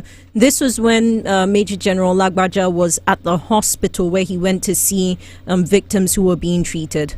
I've gone around to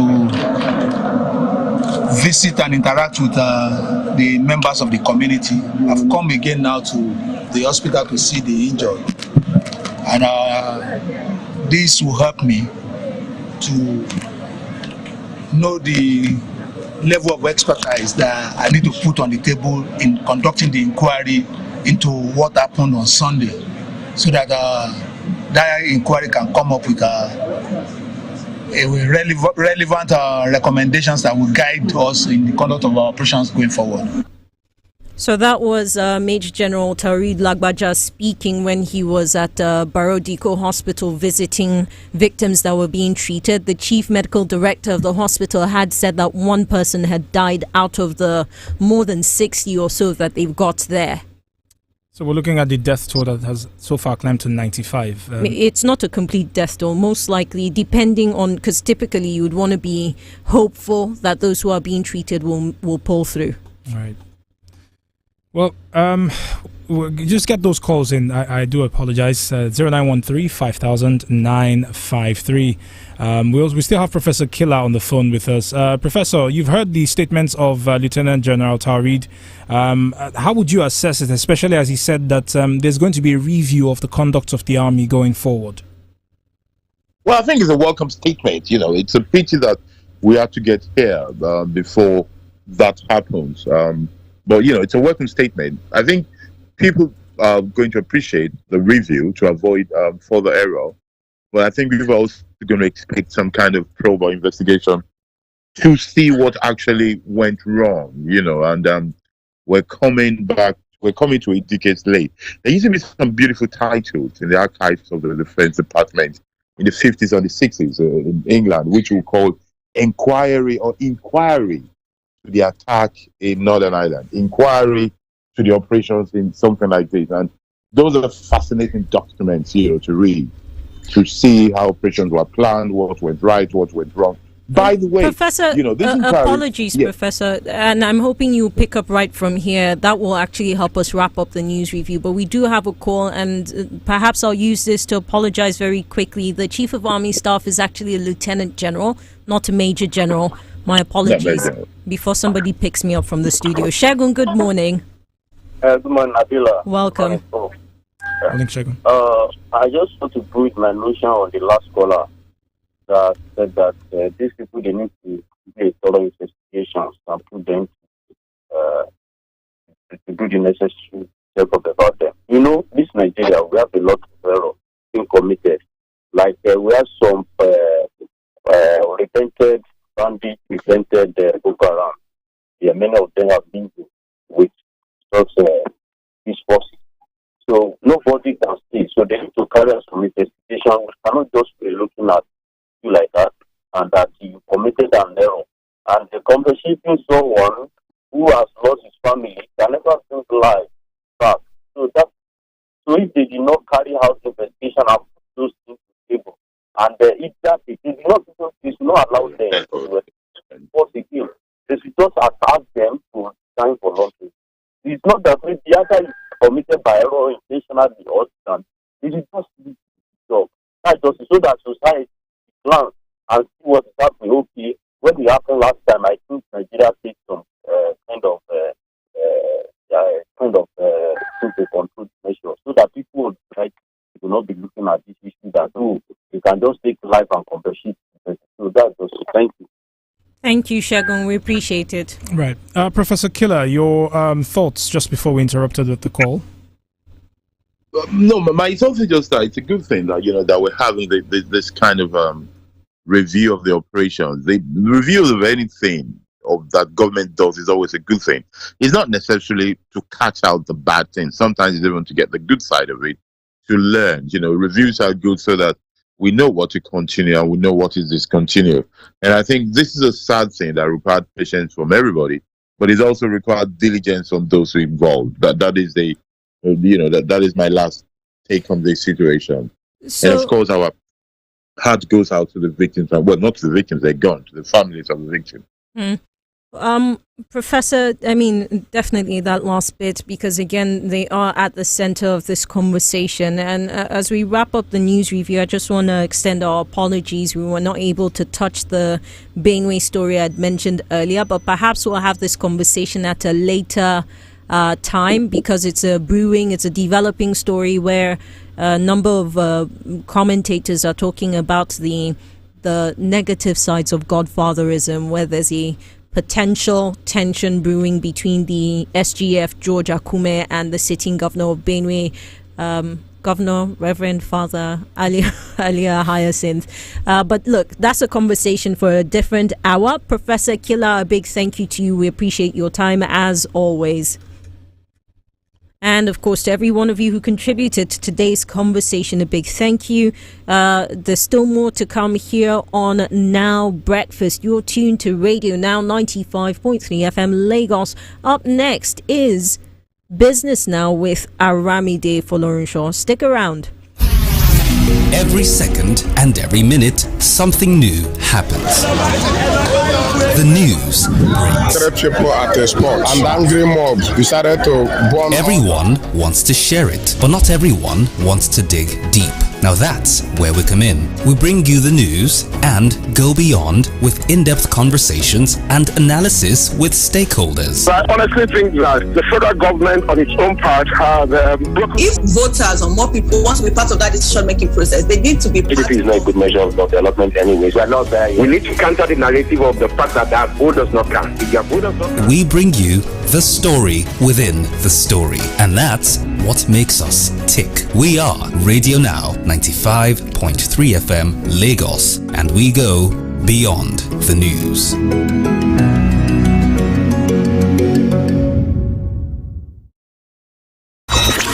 Connect with us now via our social media channels. Facebook.com/RadioNow953FM. We're on Twitter too. Connect with us there and get involved. At Radio Now 953FM. 953FM. Like what we do? Share it on your socials and tell everyone. Want to see some more of us? Head over and meet us on Instagram at Radio Now 953FM. Get in touch. We'd love to hear from you. From the Central Business District of Lagos, Nigeria's commercial capital, this is 95.3 Business Now.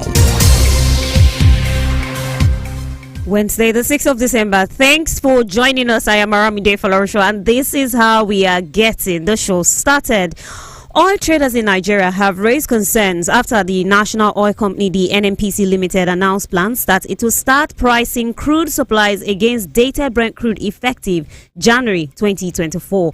The state-owned oil company said in a notice that it will shift its pricing method, moving from prices based on the average settlement of dated Brent in 5 days following loading on to using the monthly average of dated London Brent, the physical crude benchmark. Oil traders, however, argue that the NNPC price-based adjustment might introduce higher risk factors to the country's crude oil supplies. The Nigerian government has announced plans to revoke unused oil exploration leases from companies that are yet to carry out any exploration activities since the issuance of those licenses. The Chief Executive Officer of the Nigerian Upstream Petroleum and Regulatory Commission, Gbenga Komolafe, says only companies with viable technical and financial backup will get to keep their leases, as the federal government is prioritizing technically and financially viable companies under the Petroleum Industry Act, as more than 60% of issued licenses had expired without being utilized. The Federal Inland Revenue Service says it has approved amnesty on penalties and interest for outstanding tax liabilities. The chairman of the National Tax Agency, Zach Adedeji, announced that these sanctions and interest were imposed for failure by companies to fulfill their tax obligations. According to him, full payment of outstanding original tax liabilities without interest on or before 31st of December must be done by companies looking to benefit from the concession. The FMDQ Securities Exchange has released its monthly report for October, showing a secondary market total turnover of 21.70 trillion naira, which represents a 6.75% decline from September, but on a year-on-year basis, an increase of 60.27%.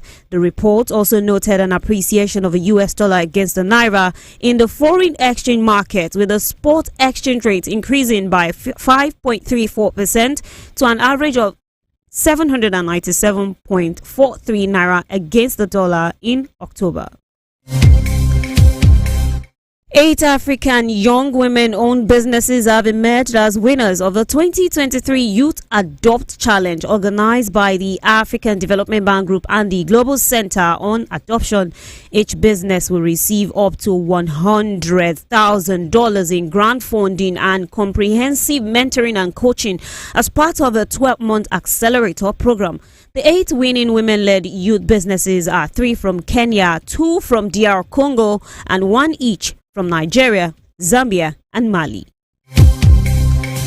Well, coming up after the break, Nigeria's trade surplus tops 1.89 trillion naira in the third quarter ended September. Join us again, everyone. This is 95.3 Business Now. Be a part of our online community on Facebook. Like our page on www.facebook.com/This Is Radio Now to join every conversation on air and get up-to-date news information on the go. This is 95.3 Business Now. Welcome back to the show. Nigeria posted a trade surplus of 1.89 trillion naira in July to September period, as the country's headline trade figure stood at 18.80 trillion naira during the quarter, and that's according to the National Bureau of Statistics. The report shows that total exports were 10.35 trillion naira against a lower 8.46 trillion naira posted as total import. My guest on this is Dr. Muda Yusuf, the director and the CEO at the Center for the Promotion of Private Enterprises. Dr. Yusuf was also the immediate past Director General of the Lagos Chamber of Commerce and Industry. Sir, it's great having you on the line this morning. Thank you very much. Good morning. All right. What do you make of the third quarter trade figure and the surplus? What does it indicate about the state of the economy? Well, the surplus and the general increase in the trade numbers, I think is slightly a reflection of two key things. First, a reflection of the depreciation in the currency, which meant that the naira equivalent of whatever we have been either importing or exporting had increased by virtue of the depreciation in the currency. Because this time last year, we had converted at maybe 450 or 470 or 500. The figure will be much less than what we have now. Today, official exchange rate is over 800. So that is one factor. The other factor is the fact that we are beginning to see a gradual improvement in oil production. Because if you look at the data, over 90% of our exports, the export numbers are oil and gas. So, and with the slight improvement in the oil production, that has accounted for improvements we are seeing from the point of view of imports. So basically, those are the two things. In terms of the exports, nothing much has changed because over 95% of the exports are still, about 94% of the exports is still oil and gas. And most of the non-oil exports we do are still primary products, cocoa, sesame seed, cashew nuts. And the interesting one among all of this is the flowers. I mean, I saw a very impressive and exciting figure of the increase in flour exports of about 33 billion in the third quarter. I mean, that is quite impressive. So, I mean, that is the way it is. We are still primarily exporting primary products, which is not good for our economy. And we are still heavily importing petroleum products. So that is the general picture of the trade numbers. But again, looking at the Q3 figures, what's your outlook for the fourth quarter and why? Well, the outlook is that if we are able to make progress with respect to oil production, I mean, that will be positive. The figures will be better in terms of the balance of trade numbers. I mean, the surplus will be better. We are also able to make progress with our domestic refining capacity of petroleum products, because right now, importation of petroleum products accounts for about 33% of our imports. So imagine a situation where we're able to get our petroleum products refined locally. So that means we are taking off the pressure of 33% from our foreign reserves and from our foreign exchange. And that will help to, stabilize the foreign exchange market. But beyond that, we need to, diversify the exports. People say that the economy is diversified. But to the extent that over 94% of our exports is still oil and gas, it's an indication that our non-oil sector is still not very competitive. Because the beauty of an economy is not just to sell to your local market, it's also to be able to export. So we need to build the capacity to be regionally, continentally, and globally competitive. And that will depend on the quality of investment environment we create, the quality of infrastructure we create, so that we can do a lot more of domestic manufacture, not just for domestic consumption, but also for export.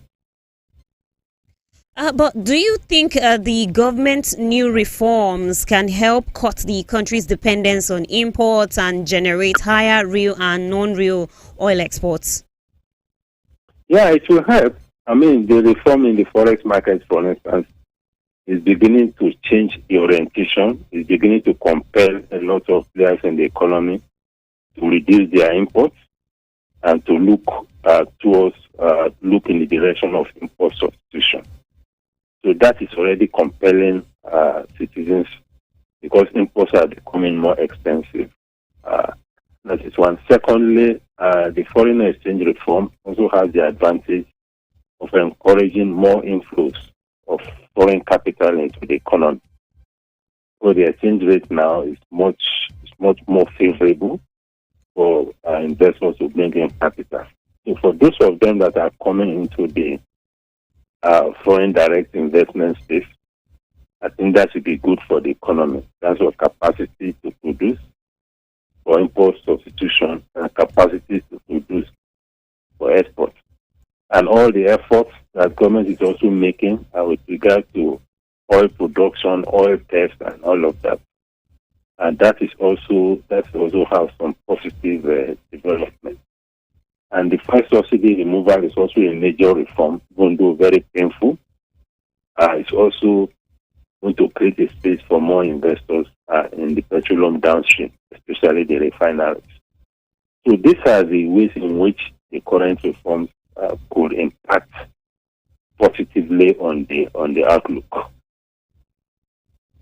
All right, Dr. Muda Yusuf, the Director and the Chief Executive Officer at the Center for the Promotion of Private Enterprises. We thank you, as always, for your perspectives and insights. Do have a great day ahead, sir. Thank you very much. Thank you. All right, you're welcome.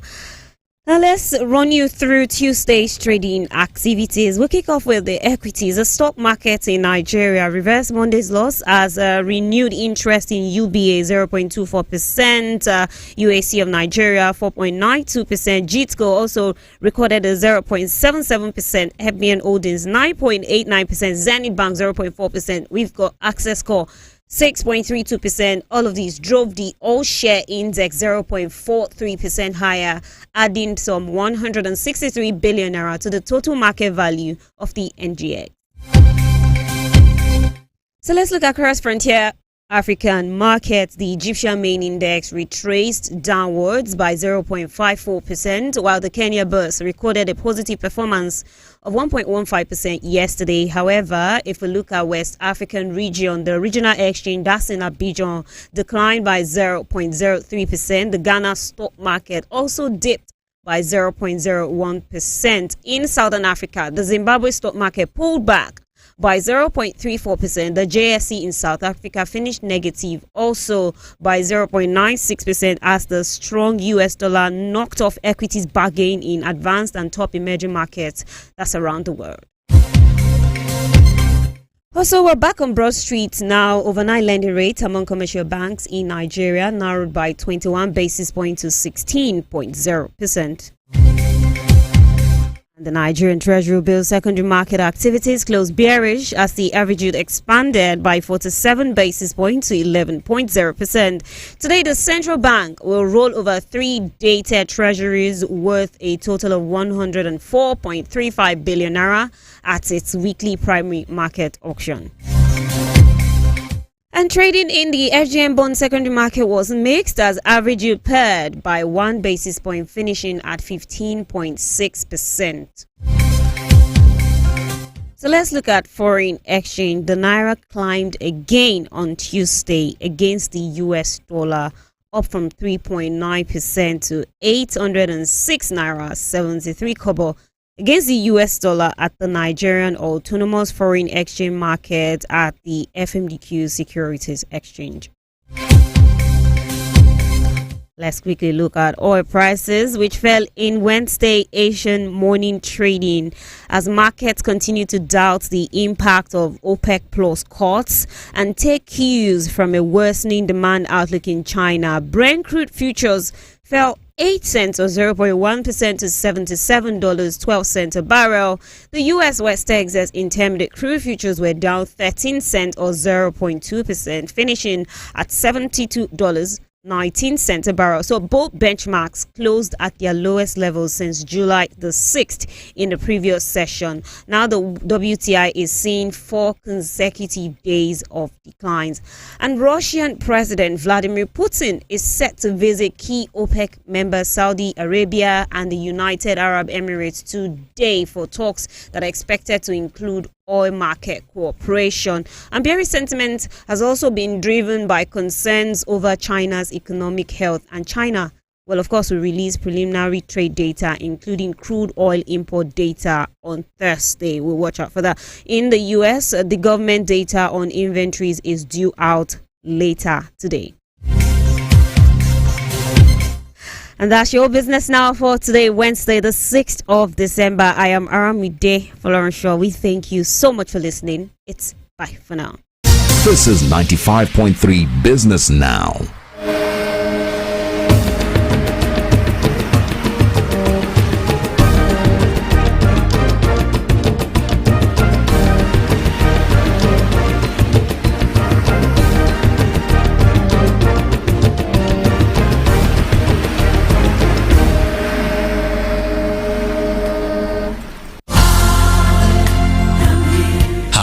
I'm Chris. I'm a trader operating a chain of supermarkets. I engage in monthly comfortable contributions with my insurance company. It gave me the opportunity to inject capital into my business during peak periods and reap handsome returns. I never knew that an insurance company can be that helpful. Kudos to Mutual Benefits Assurance for such innovative and business-sustaining insurance products. Take advantage of the delightful offers and experience the peace that comes with knowing that you can count on Mutual Benefits Assurance to protect you and what you value the most. Call Mutual Benefits Assurance today on 0905-474-4444 to get started and enjoy these and more, or visit www.mutualng.com for more information. Mutual Benefits Assurance, creating and protecting wealth.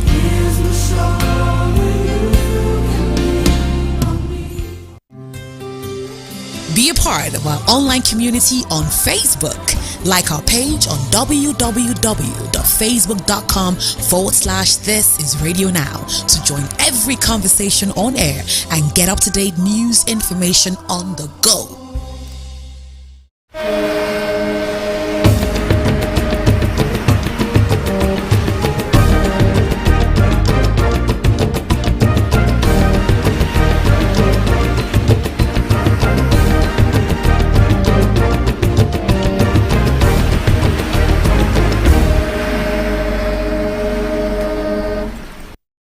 You're listening to Now Breakfast.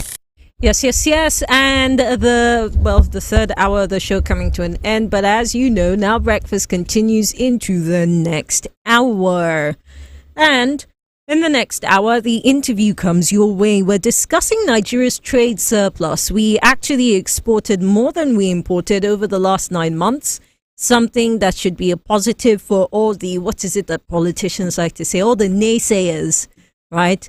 In your face, something like that. But we're going to get into the nitty gritty, why it's important, the things we need to look out for, and what it means for the future of our economy. Only here on Now Breakfast. My name's Nabila Osman with Stephen Imediegu. And in just a minute, we'll pull up to the news at the top of the hour.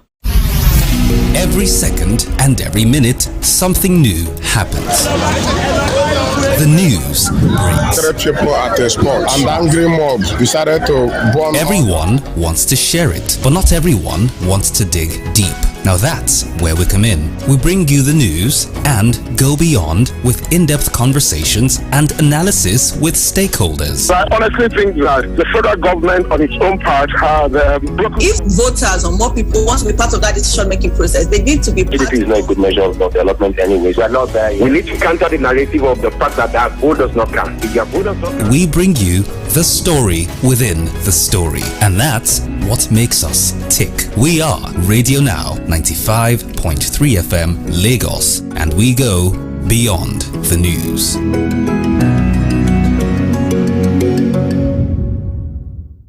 Hi, I'm Moyosola Olookure, your favorite Sunkist poet, and this is Head to Toe. Head to toe.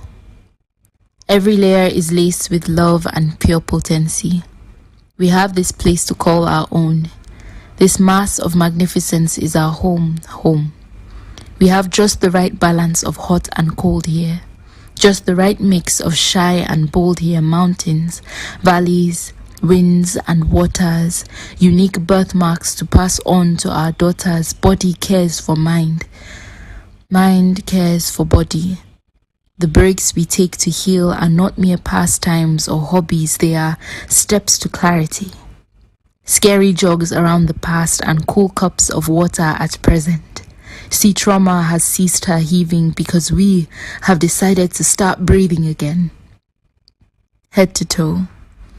Every layer is laced with love and pure potency. We have this place to call our own. This mass of magnificence is our home. Be a part of our online community on Facebook. Like our page on www.facebook.com/This is Radio Now to join every conversation on air and get up-to-date news information on the go.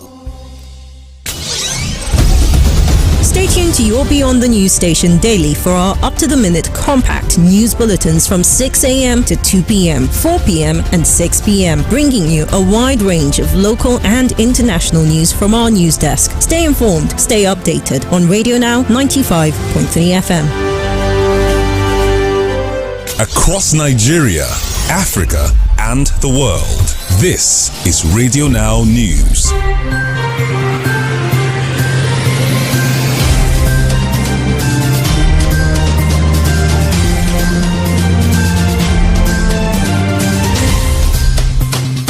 Good morning. It is the news at 9. President Bola Ahmed Tinubu is back in Abuja after attending the 28th United Nations Climate Change Conference COP28, which was held in Dubai, the United Arab Emirates. Apart from participating in the conference, the president had bilateral talks with King Charles III of England, the president of the UAE, and leaders of several countries and multilateral partners to concretize engagements. President Tinubu also witnessed the signing of an accelerated performance agreement between Nigeria and Germany to improve Nigeria's electricity supply and hosted a high-level meeting with stakeholders and investors on the Nigerian carbon market and the electric buses rollout program on the margins of the COP28 climate summit. President Tinubu departed Abuja for Dubai on the 29th of November to attend the summit, which is expected to end on the 12th of December 2023. His administration has been criticized for the size of the Nigerian delegation to the summit, numbering 1,411, out of which it says only 422 delegates were sponsored with state funds.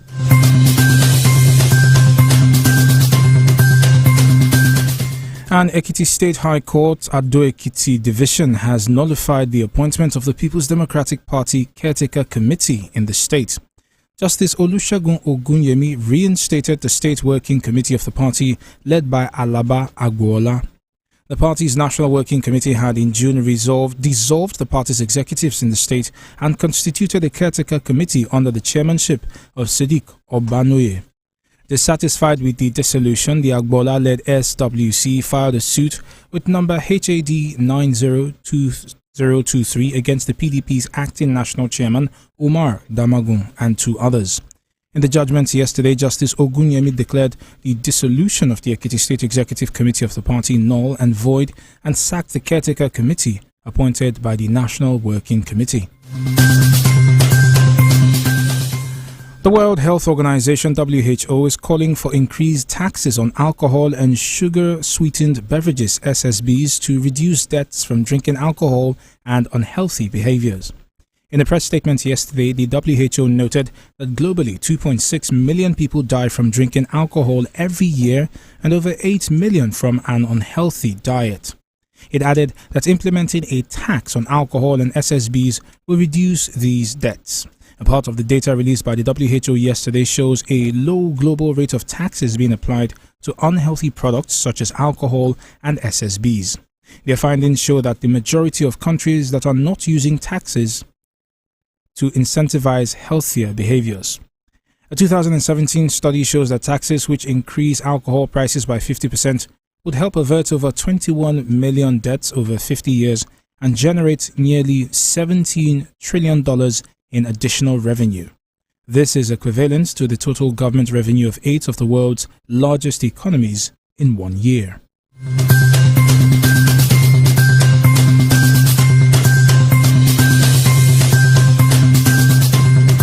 And we head over to a business and economy story. The National Oil Spill Detection and Response Agency, NOSTRA, says Nigeria's loss of revenue occasioned by oil theft. The country says despite Nigeria's loss of revenue occasioned by oil theft, the country continues to suffer loss from its gas as companies operating in the country's petroleum industry fled 241.1 million standard cubic feet of gas since January this year. This represents an 18% increase when compared to the 195.5 million standard cubic feet of gas fled in the corresponding period of 2022. Nostra puts the value of this year's fled gas at just over 800 naira to the dollar. This translates to a loss of 702.2 billion naira potential revenue. Nostra says that the defaulting companies are liable to fines totaling $482.1 million, which is equivalent to 401.3 billion naira. According to Nostra, the volume of gas fled during the period under review was equivalent to the carbon dioxide emissions of 673.1 thousand tons and had a power generation potential of 24,100 gigawatt hours. And that's all for the news at 9 on Radio Now 95.3 FM Lagos. We ask that you click the Listen Live button on our website www.thisisradionow.com. You should also connect with us on social media on Facebook. We are www.facebook.com/thisisradionow, and on all other social media platforms, we are at Radio Now 953 FM. My name is Stephen Imediegu. Now breakfast continues momentarily. This is Radio Now News. Stay tuned to your Beyond the News station daily for our up-to-the-minute compact news bulletins from 6 a.m. to 2 p.m., 4 p.m. and 6 p.m., bringing you a wide range of local and international news from our news desk. Stay informed, stay updated on Radio Now 95.3 FM. This is Radio Now 95.3 FM. Come for the news, stay for informed conversations. Be a part of our online community on Facebook. Like our page on www.facebook.com/This is Radio Now to join every conversation on air and get up-to-date news information on the go. We are Radio Now 95.3 FM Lagos. Kwamitin kula da daidaita harkokin tsarin kuɗi wato FSRCC tare da haɗin gwiwar hukumar yada labarai ta ƙasa wato NBC na mai ƙoƙarin yin gargaɗi ga mutane domin su ƙaurace wa 'yan damfara da ke damun al'umma wato IFOs wanda hakan haɗari ne ga jama'a da kuma tsarin hada-hadar kuɗaɗen Najeriya. Ana mai shawartar gaba ɗaya mutane da su guji yin mu'amala da masu gudanar da harkokin kuɗaɗe marasa lasisi. Ku tabbatar da kun yi binciken matsayin lasisin waɗannan kamfanonin da tsare-tsarensu akan waɗannan yanar gizon. www.cbn.gov.ng, www.nicom.gov.ng, www.pencom.gov.ng, www.sec.gov.ng domin kai korafi ga duk wanda ake zargi ga wannan haramtacciyar harka zuwa ga hukumomin doka da suka dace a kira 0700 225 5226 0800 225 5226 ko +234 817 665 6273 FSRCC. The issues are all around us, but who talks about them? Law enforcement breaking the law, property owners ripping off tenants, political office holders taking the electorate for granted, or is it the plague of recurring bad policies made by the government? These are the issues. Let's talk about these and more at the Round Table. Stay locked on to Radio Now 95.3 FM every weekday as we discuss these hot topics around us on the Round Table on Now Express. The Round Table, weekdays 5:30 p.m.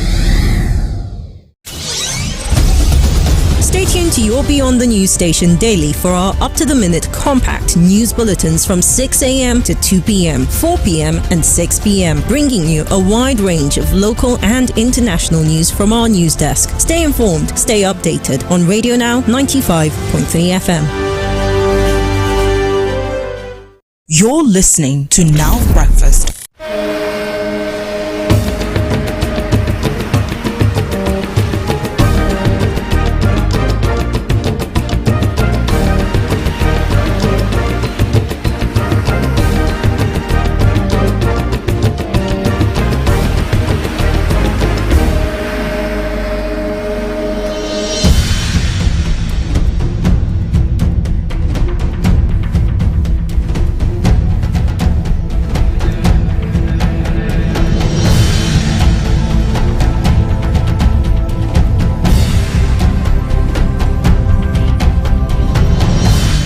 A very good morning to you. Welcome to the interview. It's still Now Breakfast on your Beyond the News station.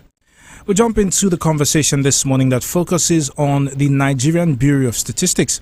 The foreign trade report for the third quarter of this year says that Nigeria had a 3.5 trillion naira trade surplus from January till September.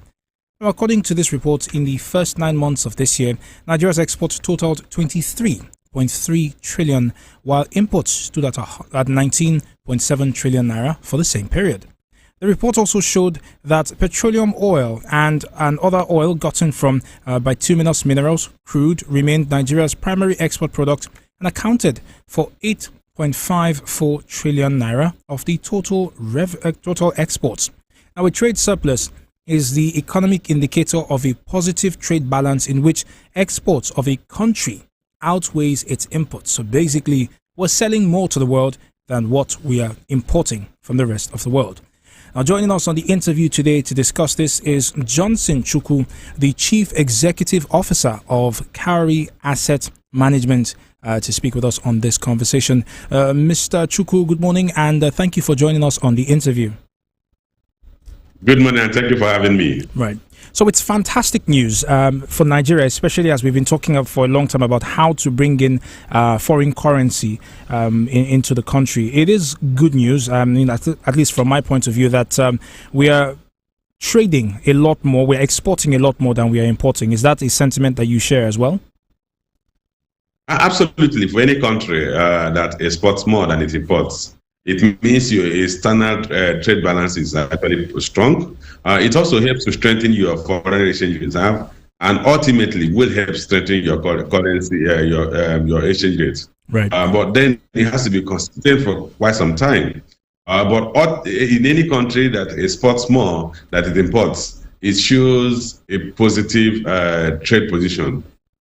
Right, I hear you. I was wondering if, by any chance, this particular growth in the amount of exports, it has been attributed to the oil and gas sector.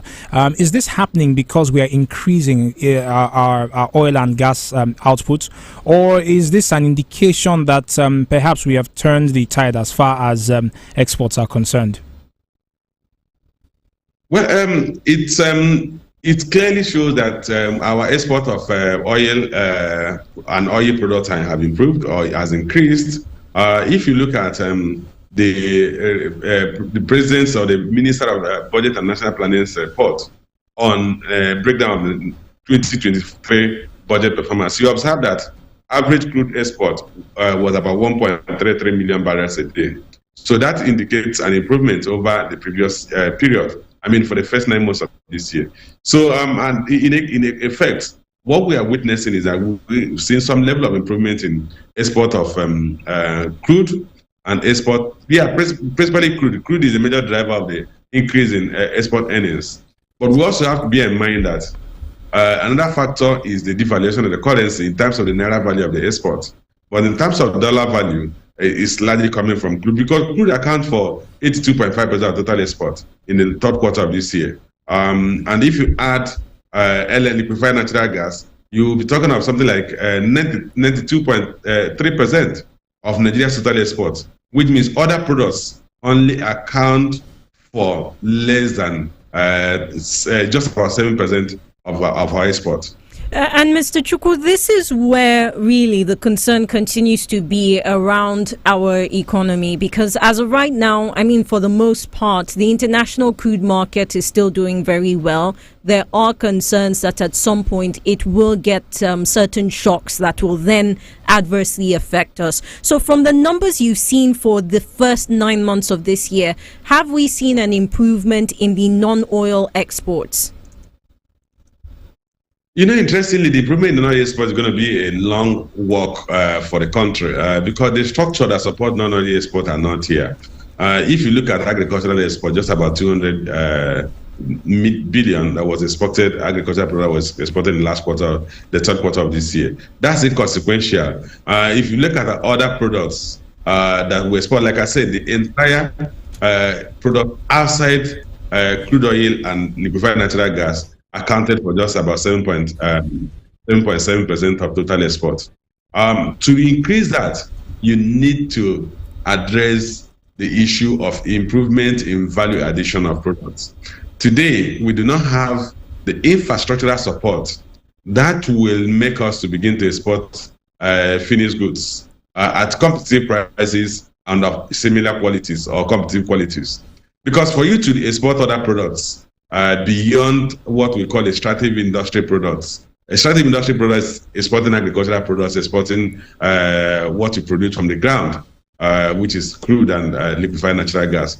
You need to have, one, the infrastructural base that will ensure that when you produce whatever product you want to produce, you produce at the same quality comparable to what is produced elsewhere in the world, and you produce at a cost that is competitive to what is produced elsewhere in the world. That's why the only way you can export your finished products.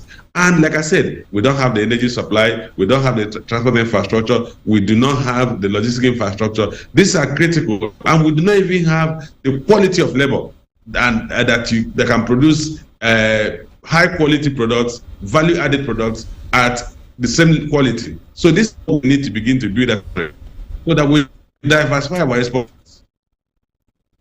Mr. Chukwu, can you hear me?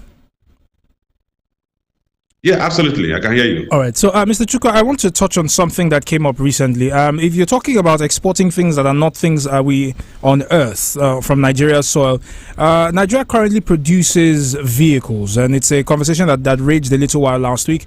And if we are saying that we need to be at the same standard as the rest of the world so that we can compete in those spaces, what needs to change about how we go about ensuring that our made in Nigeria goods are at the same level? I'm asking this because I'm concerned that we don't really purchase made in Nigeria goods as Nigerians. We prefer to buy or use what is brought in from outside of Nigeria, even when we have options at home.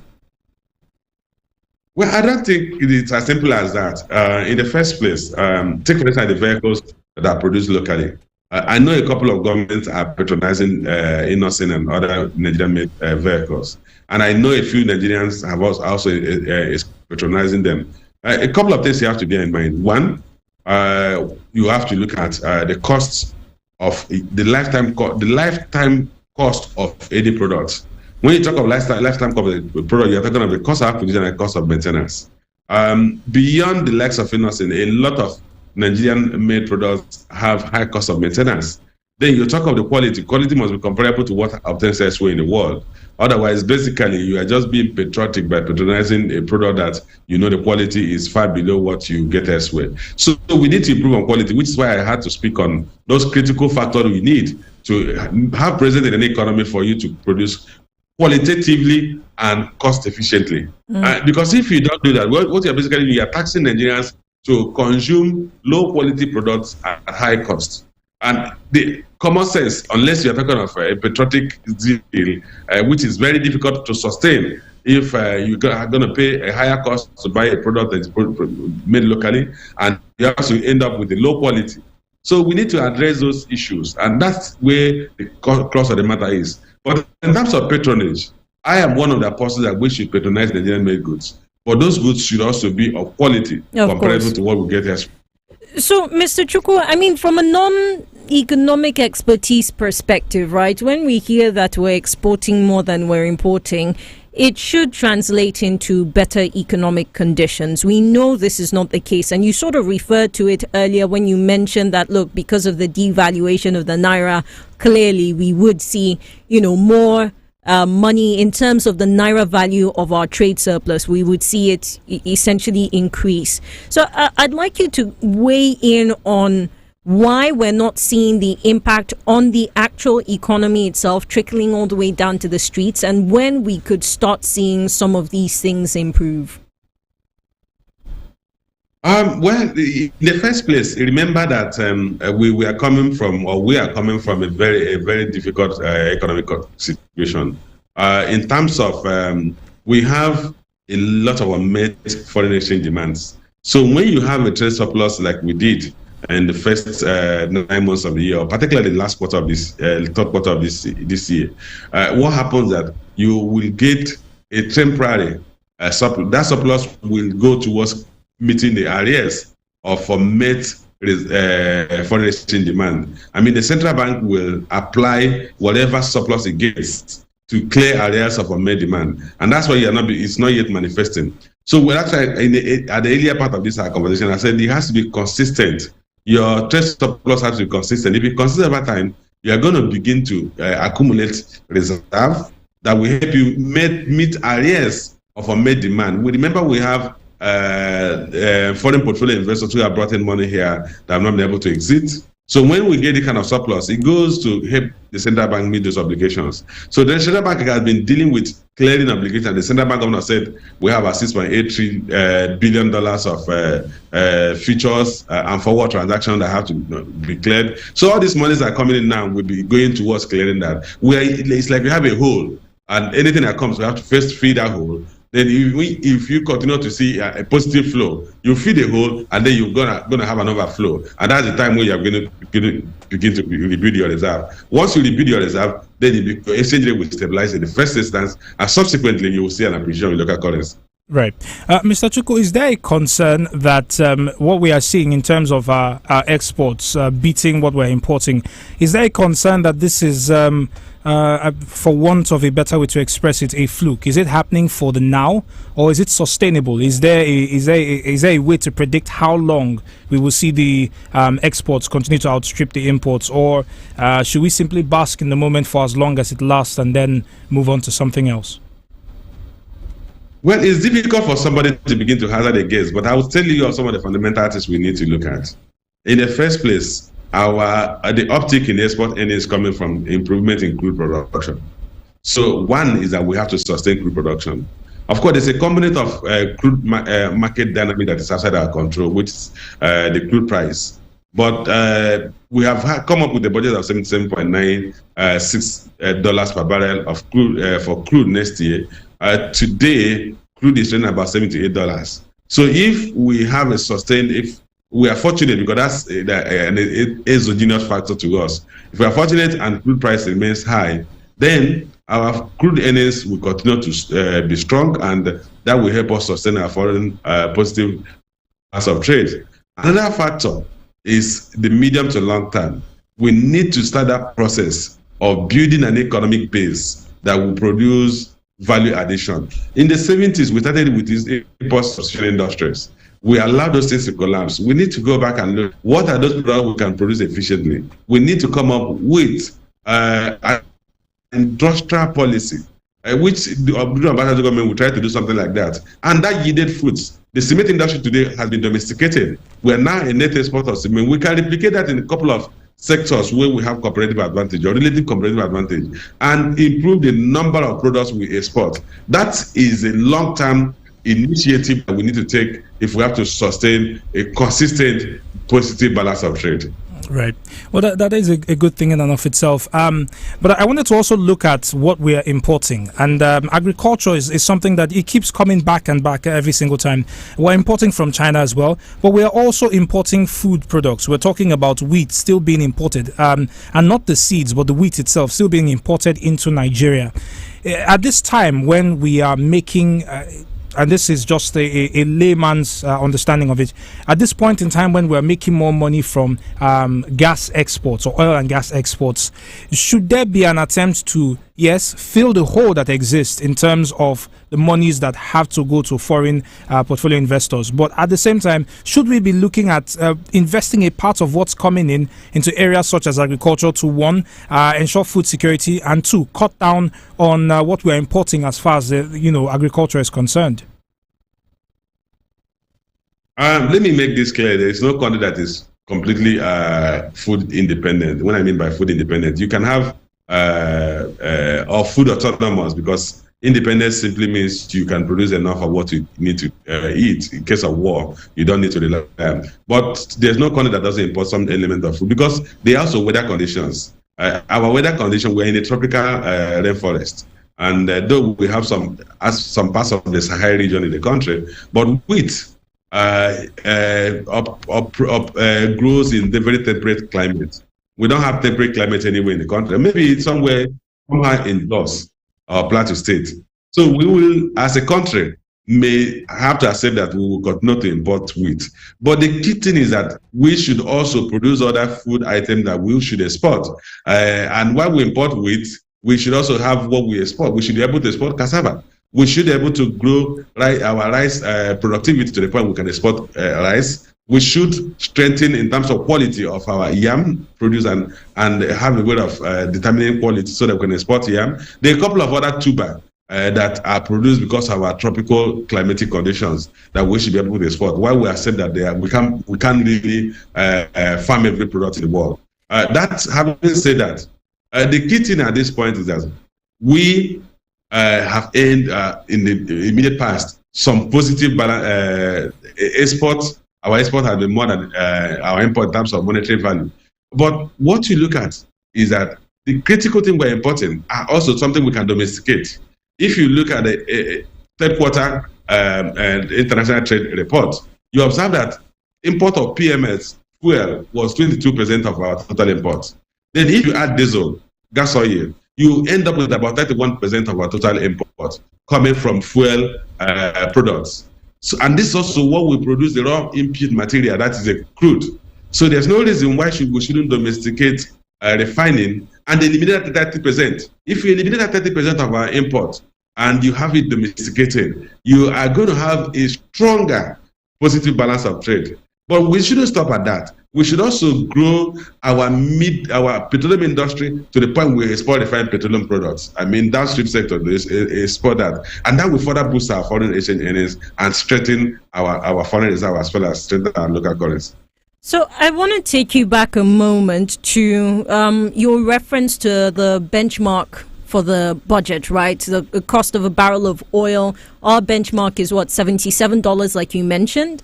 And as of right now, with a barrel going around the 70s plus, tending towards $80 on the international market, it raises concerns. It takes us back to the shock aspect of this major part of our economy. And you mentioned we are clearing a backlog. We need a steady surplus to boost investor confidence, to make sure that we can do everything that we want to do. It will definitely affect the performance of the 2024 budget as well. So is it wise that we're sticking at $77 a barrel? If it goes lower than that, what's at stake for us? Well, if it goes, and that is a person because we are beginning to see some level of tension in the OPEC and OPEC Plus group, where the likes of Angola and Nigeria are objecting to the. Hello, Mr. Chukwu, can you hear us? May begin to that could that. Mr. Chukwu, can you hear us? Yes, sir. We're experiencing a bit of a delay. Oh dear. All right. We're going to try to reconnect with Mr. Chukwu momentarily, but our conversation this morning is focusing on some good news from the National Bureau of Statistics that says in not so many words that Nigeria has exported a lot more than we have imported, at least as far as the third quarter of this year is concerned. It is positive news so far, as we've been hearing from Mr. Chukwu.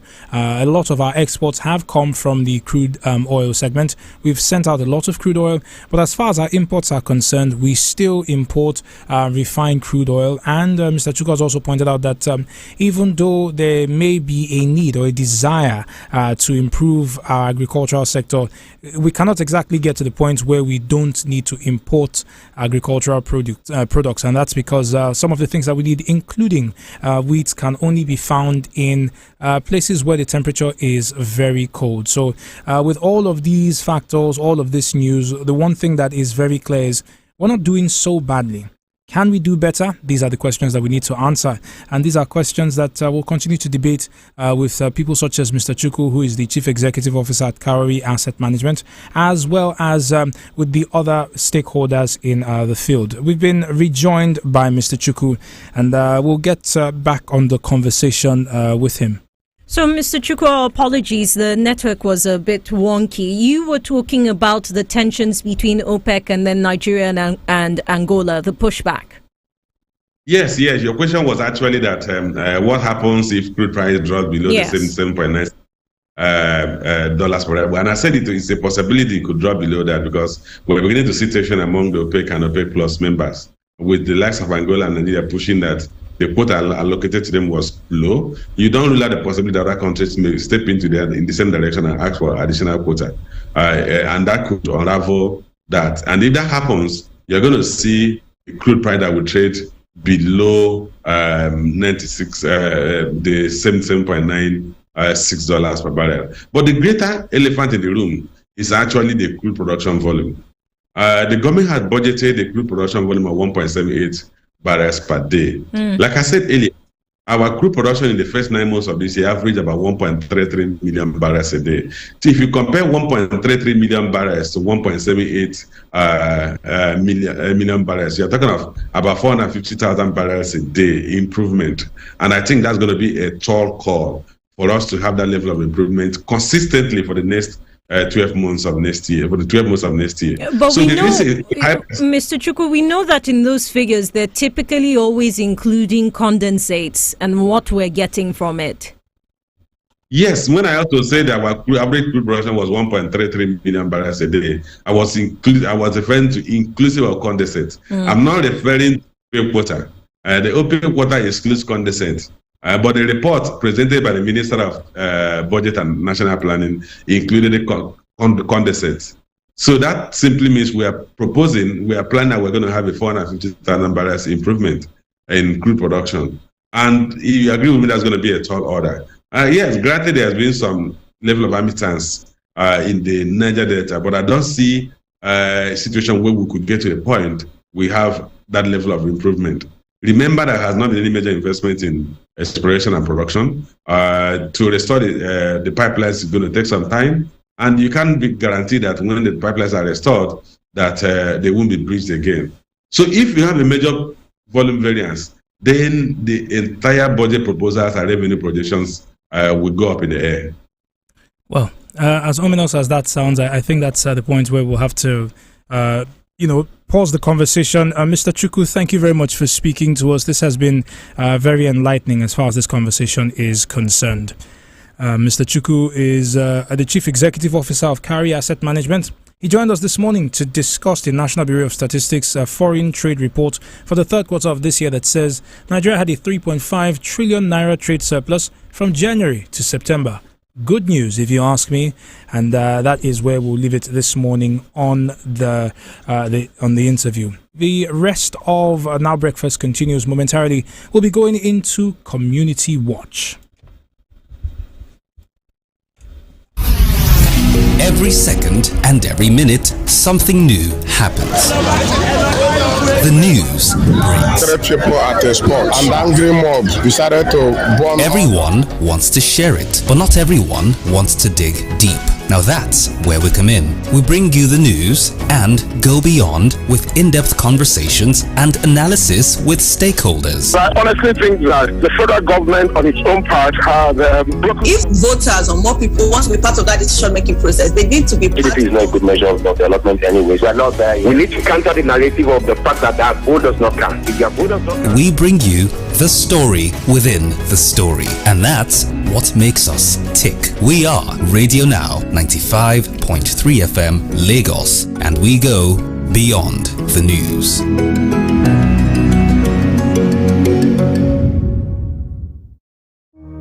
We are intentional about the stories we tell and the language we use in telling them. Intentional about the people we speak to and why we speak to them. Because here at Radio Now 95.3 FM, we aren't just telling any story. We are telling your story. And your story is all that matters.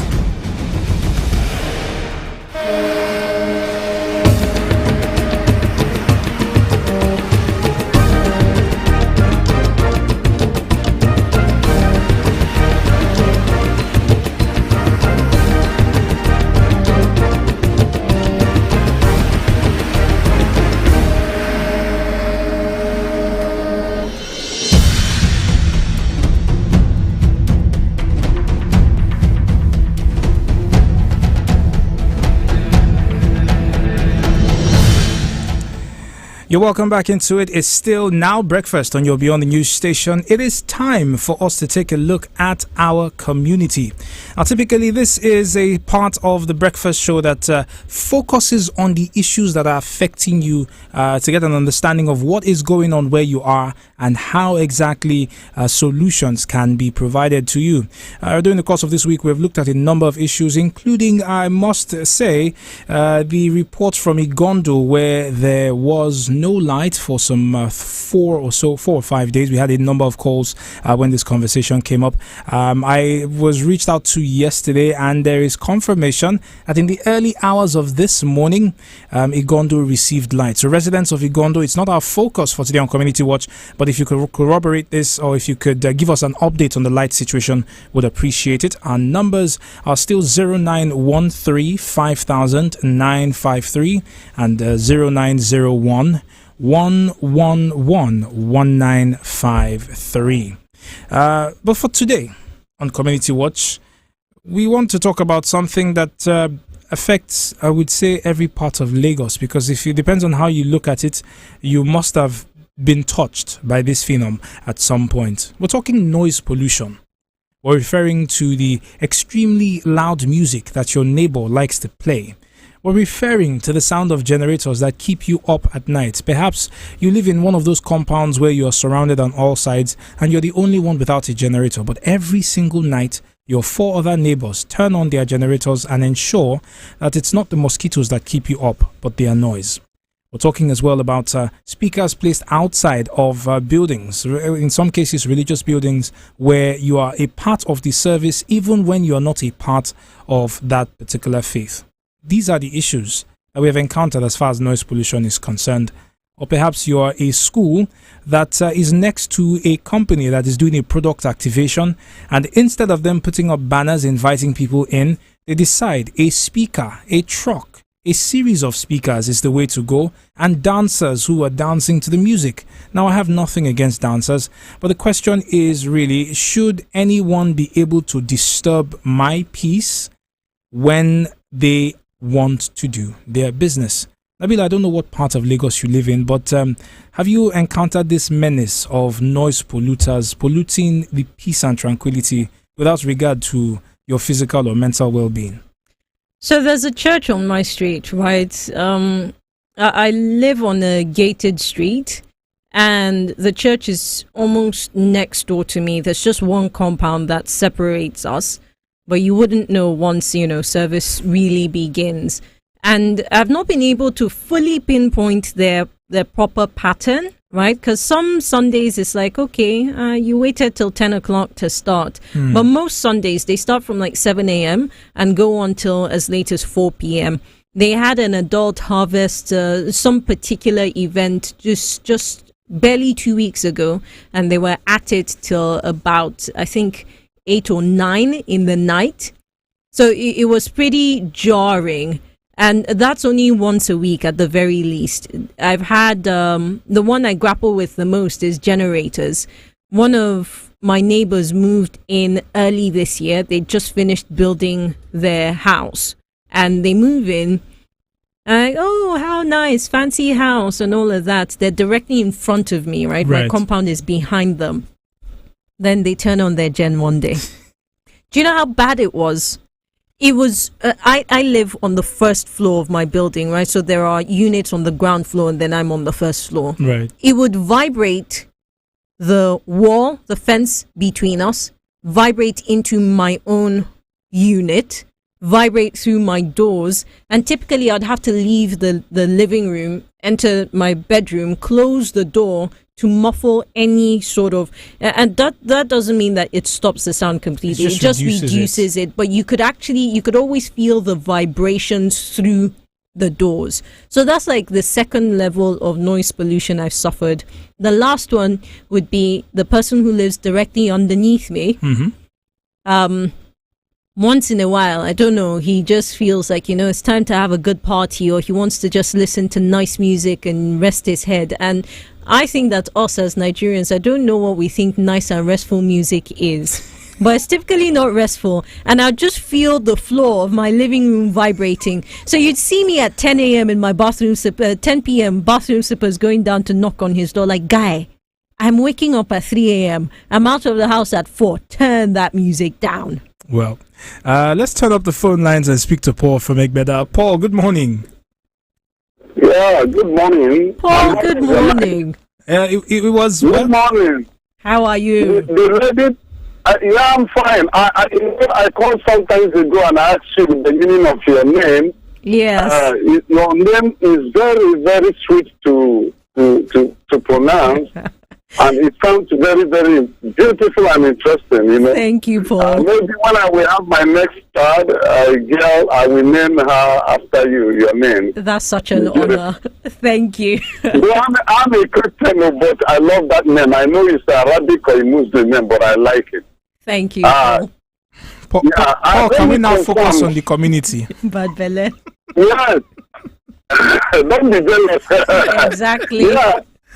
Let me confirm, light has been restored within that axis because I have family members living within that Ijebu Ikota. It's for the past 2 weeks they were complaining bitterly. They are one sells these frozen chickens, everything destroyed because of no electricity. But yesterday I called her and she told me they have restored the light back.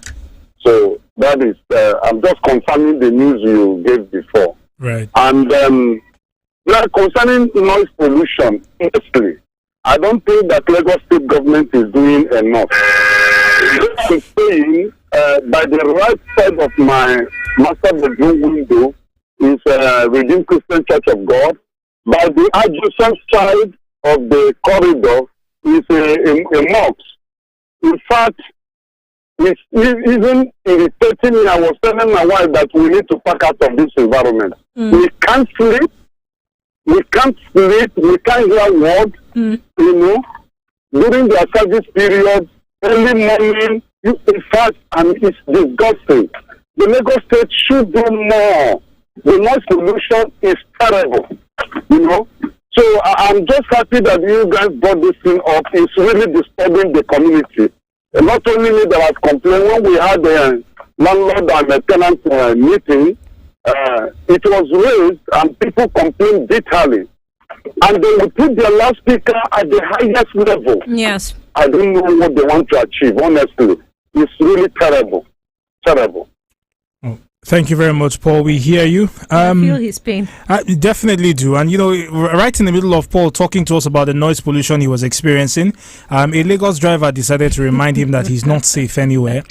And you could hear the horn that sounded over the course of that conversation. But Paul mirrors Paul's situation in his residence mirrors exactly what I'm facing. Now, in my part of town, I have a church behind me and a mosque on the same street as myself. Now, there are 2 houses between me and this mosque, but the moment service starts in either of these religious houses, I am part and parcel of it. It has gotten to the point where I can follow the service, not by just listening, but by responding to the call and responses of both religions. And I don't attend either of these religious houses. It just happens to be the case. And where it's mind-boggling is, we have tried speaking. We've spoken to them to say, hey, residential area, please help us. There's been no attempt to change the status quo. So it's a menace. It's a menace. Do you know there's something you can do about it? Oh, yes. Well, Ibeto is on the line. Perhaps he has a better situation as far as noise pollution is concerned. Ibeto, good morning. Ibeto for governor. I don't know of which state, but... Yes. Ibeto, what I can do, I will do. I think today is actually my day. Indeed, it is. Around, yes. Let me start with the community. First of all, I decided to a lot of good has happened to school through the efforts of Honorable Kemi Gbagbabiamila. Okay. And I am even calling on him that he should not forget also. Now he has climbed up there, or at the top there, he should still remember us because we really benefit a lot from him, Then one point I want to make is the water supply in area. I noticed that it flows back to the drainage. That's in Surulere. Yes, yeah. So I don't think the houses get this water. So that is one area they have to look into. Before it wasn't happening until people started making calls, this kind of calls. Then they started releasing the water to the public. But I noticed that it goes back to the drainage. So let the children, let them do something. Take the houses so that this water will take to the houses so that people will benefit from that. Yeah, please, it's very important for us in Surulere. Yeah, the area I know, now my area now, so I must talk about it. So that's why I'm talking on that matter. Then Noise, my brother, he really pointed out that horn. That's what I wanted to comment on. This government too should, because the horn, some horns can tear us apart. The way our drivers, our motorists, blow their horn like, I know. So he so almost is crazy. To be honest with you, he makes sometimes I was everything now. The person blowing on unnecessarily. So that is one area they're doing. The government has to start from that, where the motorists use their horn. I think that will go down to other areas that will really need to the noise pollution control. That's my point. I try to make sense. Thank you, Beto. Thank you very much. Appreciate it. Noise everywhere. Let's get your thoughts. Our phone numbers are 0913 5000 953, 0901 111 1953. We've got WhatsApp as well. You can send a message to 0809 682 2595. This morning we've got a message on WhatsApp from Olawale. He's sending this one from Orile Gomu. He says EKCO Eco Electric is killing us at Hassana Street, Orile. This is the 5th month with no power. Oh dear. I think this is about the second time that we've actually gotten this from him. And I'd like you to, because we're really all about what can we do. Olale, I know you said that you complained about estimated billing and then this happened. I don't know if you've tried to reach out to them apart from, the regular guys that you interacted with. If you check their social media account, which is relatively active, at least their last post was 12 minutes ago, right? They have an email there that you can reach out to. It's customercare@ekedp.com. That's customercare@ekedp.com. And what we'll do is that we'll just forward that to you on WhatsApp. I'm hoping that you will try it out. There are numbers as well that they put up that you should be able to reach out to. So, apart from just calling in and sharing some of the troubles that you're going through, we're really hoping to be able to give you some of the avenues you can look at to solve your issues. And on this noise pollution matter, look, very interesting to find out that the Lagos State Environmental Protection Agency actually has guidelines for noise pollution. So religious houses are supposed to be padded, soundproof, actually. So there's like a series of things. Religious houses, this is what it says. This is on number 9. The guidelines are 12 in total. So number 9 guideline says religious activities are to be carried out in a completely enclosed structure, while uncompleted buildings and tents are not allowed. Very interesting there, because the church near me is not a complete building. They've not finished, they've just been able to do like the outside structure, then they're somewhere inside. They've banned tents. You're not allowed to use tents, right, for religious activities because, of course, it's an open space. Mm-hmm. There are actually noise levels at different points of time in the day. So if it's in the daytime, whatever noise in a residential area should not exceed 55 decibels. Now, this is typically it's soft on the ears. It's not anything serious, right? Well, none of the people who we have reported and have been reported to us can claim that they are those levels. No, but you have to report this to the agency again. And here is actually, there are ways, there's actually a format that the state government provides for you to report to issue a noise complaint. And by the way, again, they have regulations for religious centers, for residential areas, commercial areas. There are different levels for daytime and nighttime, right?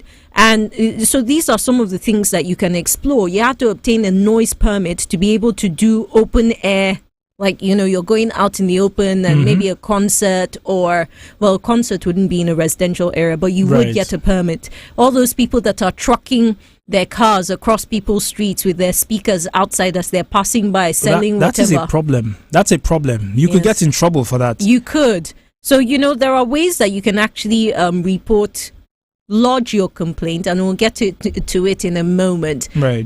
The one that interests me is the 7th one on this particular list.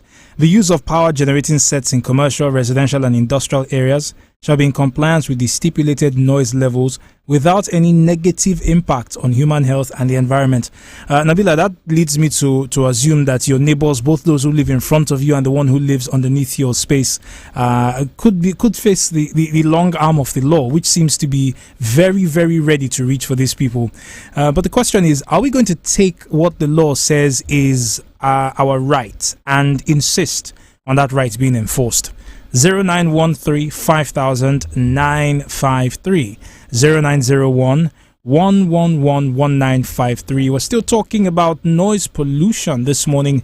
I would like to hear your cases, your incidents, your experience as far as noise pollution is concerned, and if you have taken any steps at all at any point in time to resolve these issues, whether it's going to speak with the person, and I'm saying speak, not confront, whether it's going to speak with the person who is involved in perpetrating this noise pollution, or it is in making the reports through the office of the Lagos State Environmental Protection Agency. Let us know as well. It's important that our communities are safe and healthy for us. And I know every time we talk about safety, we think in terms of physical harm from criminals. There's also harm that can come to you from people who are, to all intents and purposes, law-abiding citizens. Such as your neighbors. Well, in this case, they're not law-abiding, are they? No, they are not. And I think as a people, we underestimate what noise does to your health. I know what it feels like when generators immediately go off. Because if you're extremely stressed, you become pretty sensitive to light, temperature, anything auditory, so anything that's in your ears. All of these things, they contribute to why... if you meet an angry Lagosian, maybe, they didn't sleep at night, kind of like Paul says that he can't sleep. Very possible. And we're getting towards the end of the year where, at the very least, religious activity will really pick up in terms of vigils and, crossover and all of those things. And we know how things are. There are small churches and mosques just dotted across much of Lagos, but also across much of the country, by the way. Right. I remember we had a conversation with someone who is into music. They sell sound and whatnot in the UK, and he was saying that, look, as Nigerians, we consume a lot of music. Mm-hmm. And I had to pause for a moment because I was thinking, do we really? Because the Lagos experience is not the experience elsewhere. Of course. I can talk very fully about like Kaduna and Abuja because I've lived in those two places. In those places, you don't cross some parts the way you do around Lagos Island and 5 people on one street are blaring different kinds of songs from their speakers. You don't find it in places like Kaduna or Abuja. And I'm sure there are other parts of the country where it's the same situation. I enter restaurants here in Lagos and I cannot believe... I don't understand why the music they're playing is at variance with just my ability to eat. The music they're playing is shaking my brain, right? But I came to sit down to just enjoy good food. And then you'll be trying to talk to the person you're there with. You're shouting at yourselves because the music they're playing... it's too loud. Exactly. It's too loud. I've had occasions when I've told the person who is in the restaurant, until that music comes down, I can't say anything to you. And I stand there and I look as flustered as I feel, because it's pointless. I can't have a conversation with you. I can't get service. And then I'm trying to have that meal. I can't eat it because the music is so loud that my digestive system thinks we're under attack. Which, in all honesty, noise is an attack. If you've seen some Hollywood films that show people being tortured, noise is a form of torture. If the sound is too loud, your entire system will be discombobulated. You'll be scattered. Let's just put it that way. You can't sleep, you can't think, you can't focus, nothing. Be exposed to noise anywhere in the world for as long as we are exposed to that noise in Lagos, and you'd find yourself unable to function. But somehow, Nabila, it seems that despite all these harassments that we face from our neighbors, we still end up functioning in Lagos. But I guess now I have some more sympathy for the angry drivers on the Lagos roads, whether they are bus drivers or, private car owners, or even the person who wants to just get onto a bus. I think I understand why people are angry. David Chiedu is going to be telling us momentarily if it's something that he experiences as well. But just before then, we did promise we'd give you complaint channels that you can reach out to. So under the State Environmental Protection Agency, there's the Noise and Emissions Control Department, right? So you can actually lodge your complaints with them. If you go to the LASEPA website, that's lasepa.gov.ng, you can explore the website and find complaint avenues. They also have phone numbers, which I'll reel out two of them very quickly. 0704 635 1295. That's 0704 635 1295 and 0815 045 8638. That's 0815 045 8638. Give them a try, right? So that the next time we have this conversation, perhaps you'll have good news for you. Right. Good news for you. That's a good one. David Chiedu, good morning. Welcome. First of all... Hello, David. Did your neighbors let you sleep last night? I always sleep. Without you sound like a proud man. He is. He does sound proud. Like, see, what else? We're here giving stories about how we couldn't sleep because of noise, and he just comes... Here's the thing. My neighbors, there's a compartment for generators at home, so it doesn't really disturb anybody. He has his own house somewhere, or his own, All right, you know what? I'm leaving, going to pack my load. I'm going to find David's house in case you guys don't see me. Listen, at this point in time, it's necessary because getting a good night's sleep is a thing of will. I have to tell my brain, sleep. It doesn't matter what you're hearing, sleep. But there are other places where noise disturbs our brains. Where else? I heard you mentioning Lagos the restaurant. There was just a couple of months ago where a business was launching, and they had a speaker outside, and we're in a building that has how many floors? If you went outside, if you went to the edge of the building and held the metal railing, you could feel the vibrations. Absolutely. I remember that one, and I felt particularly bad because this particular company was doing this right next to a school that was just resuming for the morning. The students were singing their assembly songs and getting prepared for the day. Holiday is coming. How is a student supposed to There's learn? One adjacent here, though. Right, with that sort of noise. How are students supposed to learn? And we talk about having better leaders tomorrow. It's not possible. I feel like we're being counterproductive about this thing. You give people a headache and then you tell them, function despite your headache. Which is why till tomorrow, I'm sorry if you're a clubber. I don't understand how you guys do it. I really don't. Because how do you... what is it? Is it not 55 decibels? 45 at night. 55 that's during for the residential day. areas. Right. But then again, you go to... And this is the very weird part, which I still, for the life of me, don't understand. It's very counterintuitive for me. So, say for instance, this monitor right next to me here is a gigantic speaker. It is at full blast, and people are sitting just underneath or just beside it, and they're having fun. How is that fun? Well, beats me. That's a question I can't provide an answer to. Which is why I don't club. Same here. Well, Lagos, Nigeria, we don't club, but what we do is now... Then there are the churches. Night vigils.